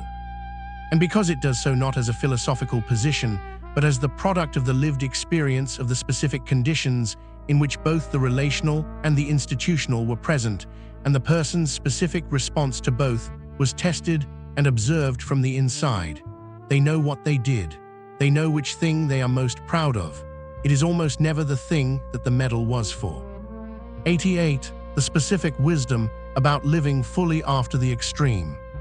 The specific wisdom that the combat veterans most consistently offer to the people who have been through their own extreme situations, whatever form those extreme situations took, whether the combat deployment or the serious illness or the specific catastrophe or the specific loss that exceeded the available resources for managing it, is the wisdom of the person who has been in conditions that raised specific and urgent questions about the value of the subsequent ordinary life and who has found, in the specific living of that subsequent ordinary life, the specific answers to those questions that the extreme situation itself was not equipped to provide. The wisdom is this: the ordinary life, genuinely inhabited, is the answer to the question that the extreme situation raised. The specific Tuesday afternoon, fully present, is the specific evidence that the survival was worth the surviving. Not because the Tuesday afternoon is extraordinary, it is, by definition, ordinary, but because the person who survived the specific extreme situation and who is now fully present in the specific ordinary afternoon has something available in that afternoon that the person who has not been through the extreme situation cannot quite achieve by the same means. The specific quality of the attention that the knowledge of the alternative, the specific knowledge of what the afternoon looked like when it was not available, produces in the person who has that knowledge and who is now, improbably and gratefully, in the afternoon. The extreme situation prepared them for the ordinary in the specific way that nothing else could have prepared them, by removing it completely for long enough that its return was received as the specific gift that it always objectively was, and that the ordinary conditions of the ordinary life consistently prevent from being perceived as such. They want the people who receive this wisdom to understand that the specific gift is already in their possession, that the specific afternoon they are in is the specific thing that the survival was for, and to receive it accordingly. 89. What they know that they cannot say. There is a dimension of the veteran testimony that this account can only gesture toward, a specific layer of the experience that lies below the specific things that have been said in these 89 entries, and that the words available in any language have not yet found a way to fully capture. The specific quality of what the extreme situation was, at its most extreme, that the language developed for the ordinary conditions of the ordinary life approaches and circles, but cannot enter. The veterans who speak most honestly about this specific unsayable dimension do not claim that it is beyond language in the mystical sense, that it represents a transcendent experience for which the ordinary vocabulary is inadequate by its nature. They say something more specific and more practically honest, that the language developed for the ordinary conditions of the ordinary life has specific limits in relation to the experience of the conditions that are not ordinary, and that those limits produce a specific gap between the experience and any account of the experience that the veteran is always aware of, and that the civilian recipient of the account is not always aware of, and that the gap produces a specific loneliness in the veteran. The loneliness of the person who cannot say the full thing and who knows it, and who must decide, at every attempt at the saying, how much of the incompleteness to acknowledge and how much to manage. The wisdom this specific awareness contains is the wisdom of the honest acknowledgement of incompleteness. The specific permission to say, in the telling of the experience to the people who were not there, that the telling is not the thing, that the account is not the experience, that the map is not the territory, and that the specific respect that the experience deserves includes the specific humility of acknowledging that the words have done as much as words can do, and that the rest lives in the person who carries it and cannot be fully transmitted, but can be honored in the specific quality of the attention that the receiving of what can be said provides. 90. Wisdom at 90, the final voice. We stand at the 90th piece of wisdom in the veteran testimony, 10 entries from the conclusion, and the testimony is now fully visible in its full shape. What it is, what it contains, what it was given at, and what it most deeply wants to offer to the people who receive it. In the last 10 entries, we have been present at the most intimate and the most carefully held dimensions of the testimony, the specific quality of the piece that was eventually found and what the finding required, the specific legacy the veterans most want to leave, the specific knowledge of mortality that the extreme situation installed, and what that knowledge made available in the ordinary life that followed, the morally serious question of forgiveness in the conditions that the war produced, the complicated loyalty toward the country that sent them and did not always receive them adequately, the specific nature of the memory of the extreme experience and what its specific non-narrative quality requires of the person who carries it and the people around them, the specific thing they are most proud of, which was almost never the thing the medal recognized, the specific wisdom about fully inhabiting the ordinary life after the extreme, and the honest acknowledgement of the dimension that the words cannot reach. 10 entries remain. They are the final voice of the testimony, the specific things the soldiers most want to say in the moment that is closest to silence, when everything that can be said has been said, and what remains is only the most essential thing, stated as directly and as honestly as the testimony can manage. The end is close. The testimony has one final thing to offer. This is explored during Sleeping 91. The specific request they make of the living. The specific request that the veterans most consistently make of the people who receive this testimony, the specific thing they most want the living to do with what the testimony contains, is not the request that might most obviously be expected. It is not primarily a request for political action, though political action in response to the specific failures the testimony documents is both appropriate and needed. It is not primarily a request for gratitude, though gratitude is genuine and welcome. It is not primarily a request for understanding, though understanding is closer to the essential thing. The specific request is this: remember them as specific people, not as soldiers, not as veterans, not as the category, not as the demographic, not as the political position or the historical footnote or the symbolic figure in the narrative of the nation's military history. Remember them as the specific person, with the specific face and the specific voice and the specific humor and the specific fears and the specific things they were proud of and the specific things they regretted, who happen to have gone through the specific extreme situation that has been the subject of this testimony, and who came back carrying what the situation gave them, and who spent the subsequent years trying to find the language for what they most needed to say, and who is here now. In this specific testimony, saying it. The specific request is the request for the specific rather than the abstract, the specific attention that receives the specific person rather than the category, that is willing to know the specific story rather than the representative story, that is prepared to sit with the specific complexity of the specific human being rather than the simplified version that the official narrative offers. The veterans who survived the wars are specific people who went through specific things. The specific people deserve the specific attention. The testimony is the offering of the specific thing. The specific quality of the receiving is the thing they are asking for. It is not a complicated request. It is, for the specific people who make it, the most important one. 92. What they know about the nature of peace.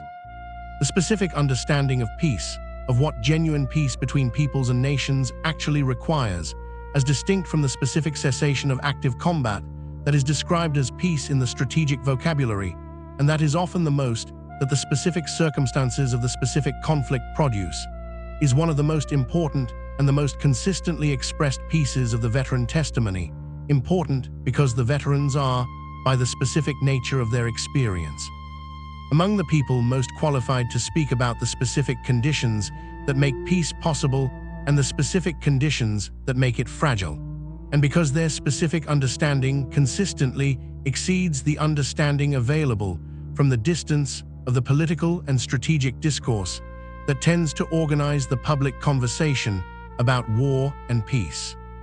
The first thing the veterans know about peace is that the specific ceasefire is not peace in the full sense, that the specific absence of active combat, while it is the necessary precondition for everything else, does not by itself produce the specific conditions in which the specific enemies can become, over the specific time, and with the specific effort and the specific willingness from both parties that the process requires, something other than enemies.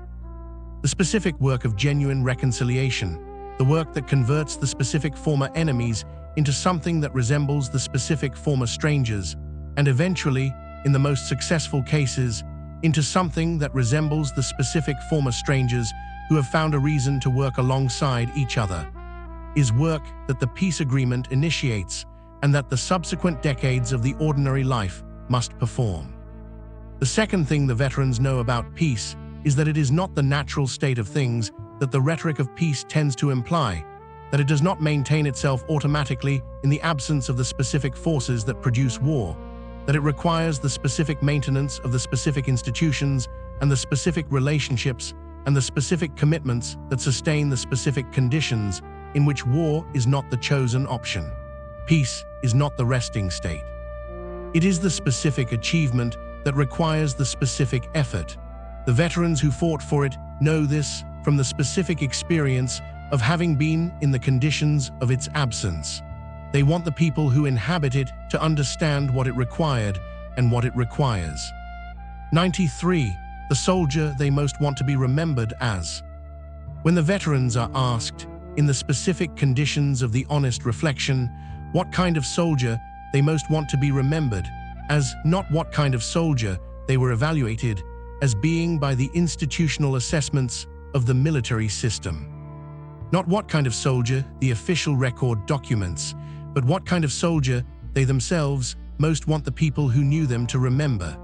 The answers are characteristically more personal and more relational than any institutional evaluation of soldiering tends to measure. They want to be remembered as the soldier who was there for the specific person beside them when the specific person needed them most. They want to be remembered as the soldier who maintained their honesty in the conditions that made honesty costly. They want to be remembered as the soldier who treated the specific people, the civilians, the prisoners, the wounded, the vulnerable, in their path with the specific decency that the conditions did not require, and that the bond and the character they carried into the conditions made it impossible not to offer. They want to be remembered as the soldier who asked the difficult questions, who was willing to say the uncomfortable thing, who did not perform the expected narrative in the conditions that rewarded the performance. They are not asking to be remembered as perfect.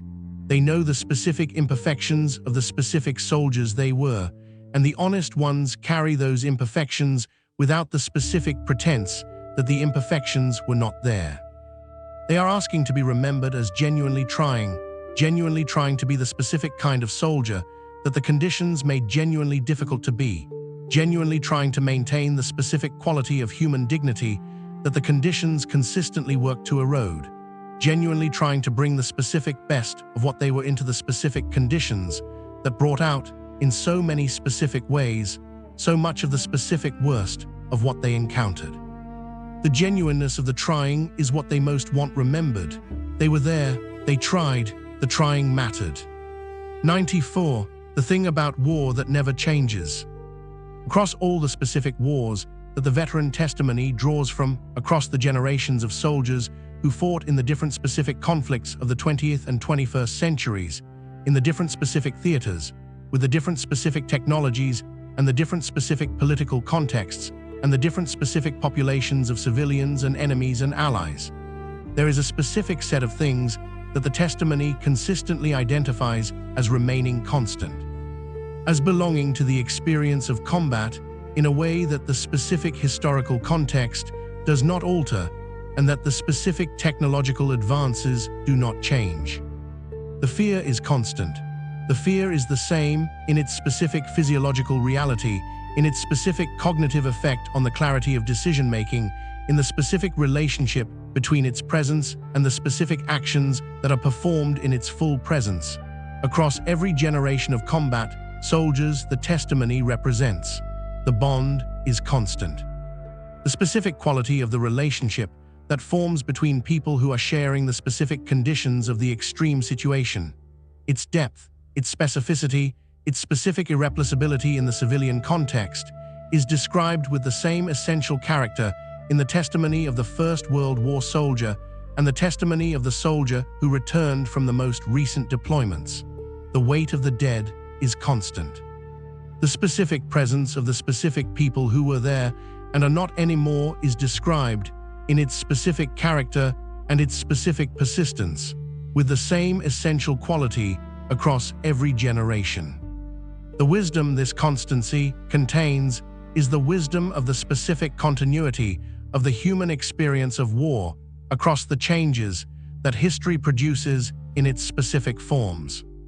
That the specific person who was in the trenches and the specific person who was in the urban combat and the specific person who navigated the specific challenges of the asymmetric warfare of the recent decades were all, beneath the specific differences of their specific situations, in the same essential human situation. The situation of the person whose specific mortality was not abstract, whose specific bond was the primary anchor, whose specific weight of the dead was the specific price of the specific survival.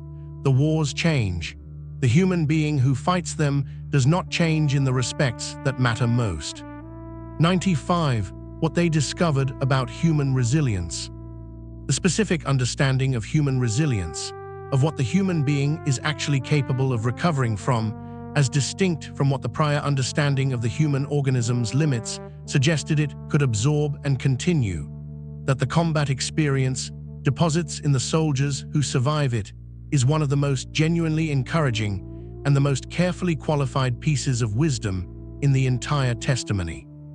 Genuinely encouraging because it describes something that is actually true about the capacity of the human being for recovery, and carefully qualified because the veterans who offer it are acutely aware of the specific conditions that the recovery requires and the specific ways in which those conditions are not always available to the specific people who need them. The specific thing the veterans discovered about resilience is that it is not a fixed quantity that a person either has or does not have, not a pre-existing quality of character that some people were born with and others were not a product of the specific training or the specific preparation that could be applied in advance of the specific situation. It is a capacity that develops in the specific conditions that require it, through the specific process of being in the extreme situation and discovering, in the being there, that the resources available to the specific person are greater than the prior understanding of those resources suggested. The resilience is not pre-installed. It is discovered in the needing of it.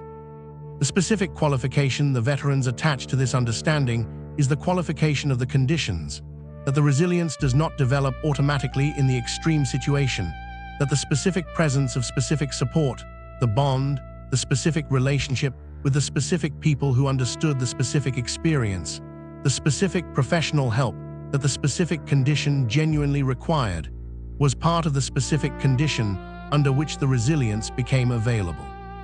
The resilience of the isolated veteran is more fragile than the resilience of the veteran who is genuinely held by the genuinely adequate support. The capacity for recovery is real. Its actualization requires the specific conditions. The wisdom of this understanding is the wisdom of the requirement. Do not leave them to discover it alone. 96. The specific wisdom for the person in their own crisis. The specific wisdom that the combat veterans offer to the person who is in their own version of the extreme situation, whatever specific form that situation takes, whether the illness or the loss or the specific catastrophe that exceeds the available resources for managing it, is offered with the specific authority of the person who has been in conditions that most people would identify as among the most extreme available and who has found in the surviving of those conditions specific knowledge that is applicable beyond the specific context that produced it. The first thing they want the person in the crisis to know is that the specific feeling of the crisis, the specific quality of the situation that makes the continuation feel impossible and the resources feel exhausted and the future feel entirely foreclosed, is a feeling produced by the specific conditions of the crisis and not an accurate assessment of the actual situation. The crisis produces a specific distortion of the perception of the available resources and the available futures that the crisis conditions are not designed to correct. The person in the crisis is not seeing clearly. This is not a criticism. It is a specific feature of the extreme situation. The veterans know this because they experienced the specific feeling in the specific conditions, and they are here now on the other side of it. The second thing they want the person in the crisis to know is that the specific quality of the support that matters is the specific quality of the presence, not the advice, not the specific plan for the resolution of the crisis, not the specific reassurance that everything will be fine, but the specific person who is willing to be with the person in the crisis in the specific conditions of the crisis, without requiring the crisis to be something other than what it is. They know what this specific quality of presence provided in their own conditions. They want the person in the crisis to know that it is available. They want the people around the person in the crisis to know what it most looks like when it is genuinely offered. 97. What they found on the other side of the hardest years. The testimony of the veterans who have lived through the specific hard years of the post-service adjustment, the years in which the integration of the extreme experience into the ordinary life was most actively contested, in which the specific symptoms of the combat-acquired wounds were most acute, in which the specific distance between the person who returned and the life that was waiting for the return was most difficult to bridge, is, at its most honest and most helpful. The testimony of the person who has been through the hard years and who is now on the other side of them, and who is therefore in a position to offer the specific thing that the person still in the middle of those years most needs to hear, that there is an other side. The specific character of what they found on the other side varies across the individual testimony as completely as the specific hard years themselves varied. It is not, in the most honest accounts, a complete resolution, the full integration that the therapeutic model tends to describe as the destination of the processing. The specific experiences do not become the ordinary experiences. The specific memories do not become the ordinary memories. The specific weight does not become weightless. What changes is the specific relationship to all of these things, the specific capacity to carry what they carry without being entirely defined by it, to be present in the present life with sufficient fullness that the weight of the past does not consume the quality of the present. What they found specifically on the other side of the hardest years is the ordinary life, not transformed, not extraordinary, not the specific reward for the specific endurance that the cultural narrative of the redemptive journey tends to promise.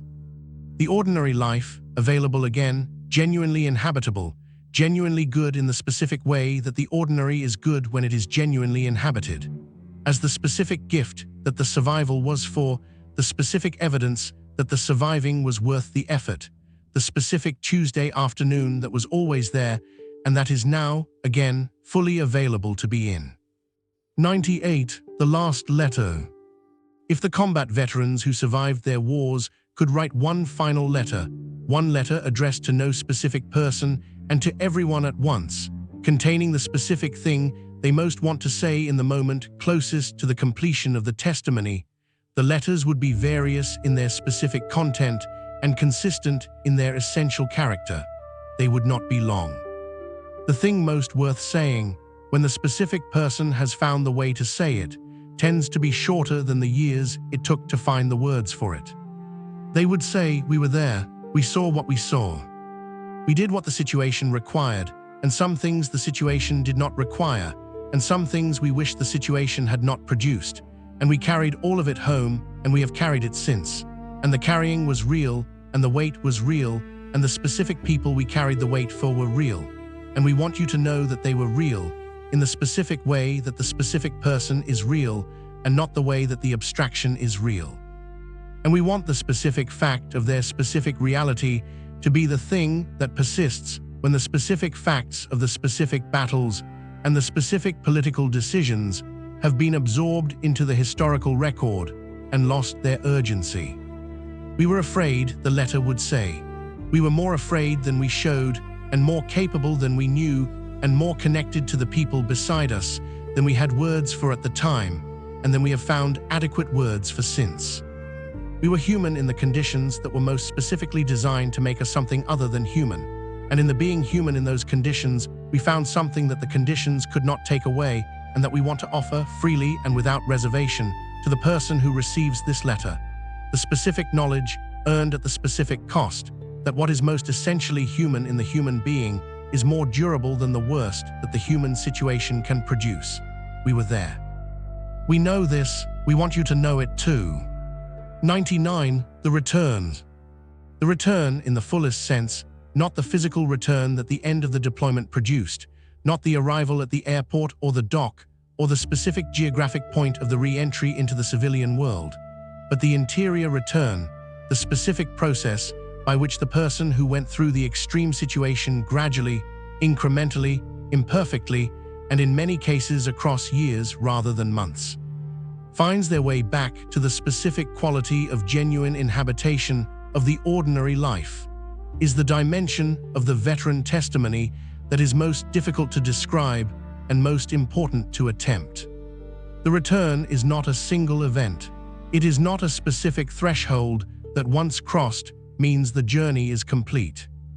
It is a specific series of small arrivals, the specific morning in which the waking was not immediately complicated by the specific wait, the specific conversation in which the presence was genuinely full rather than divided, the specific moment in which the specific pleasure of the ordinary thing, the specific food, the specific light, the specific sound of the specific voice, was genuinely received rather than registered from a slight remove. These small arrivals do not add up to a completed return in any single measurable moment. They accumulate, across time, into the specific quality of the life that is genuinely being lived rather than being managed from within the conditions of the emergency that the emergency produced. The veterans who describe this specific process of return describe it with a specific combination of gratitude and humility. Gratitude for the specific people and the specific conditions that made the return possible, and humility about the specific incompleteness that the most honest among them acknowledge. The specific ways in which the return is never entirely complete, the specific ways in which the person who went is never entirely the same as the person who returns, and the specific ways in which this specific incompleteness is not, in the end, a failure of the return but a feature of the formation.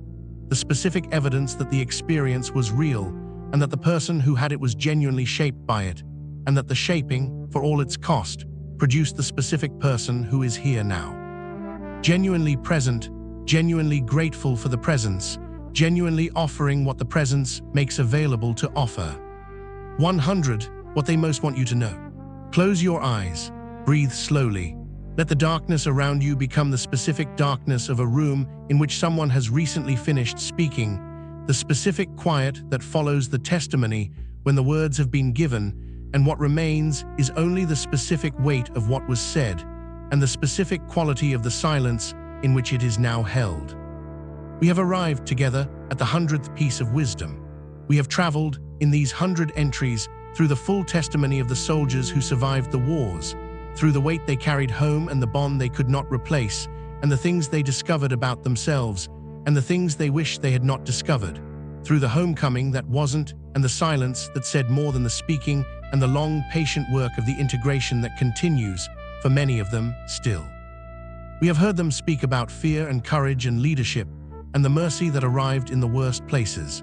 We have heard them describe the enemy, who was also human, and the humor that kept them human, and the small comforts that sustained them through the conditions that consistently worked to extinguish everything small. We have heard them speak about what happened to their faith and their politics, and their understanding of their country, and the nature of evil and the nature of peace.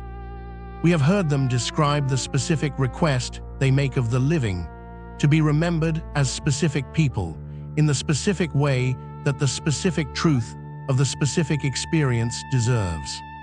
And now, at the end of the testimony, the thing they most want you to know is this: that the person who went to war and came back was changed in the direction of knowing something specific, something earned, something that the comfortable life cannot provide, and that the extreme situation deposited in the person who survived it whether they asked for it or not, and that the specific knowledge, held honestly and offered freely, is one of the things that war, for all its enormous and irreducible cost, gives to the world through the specific people it sends back.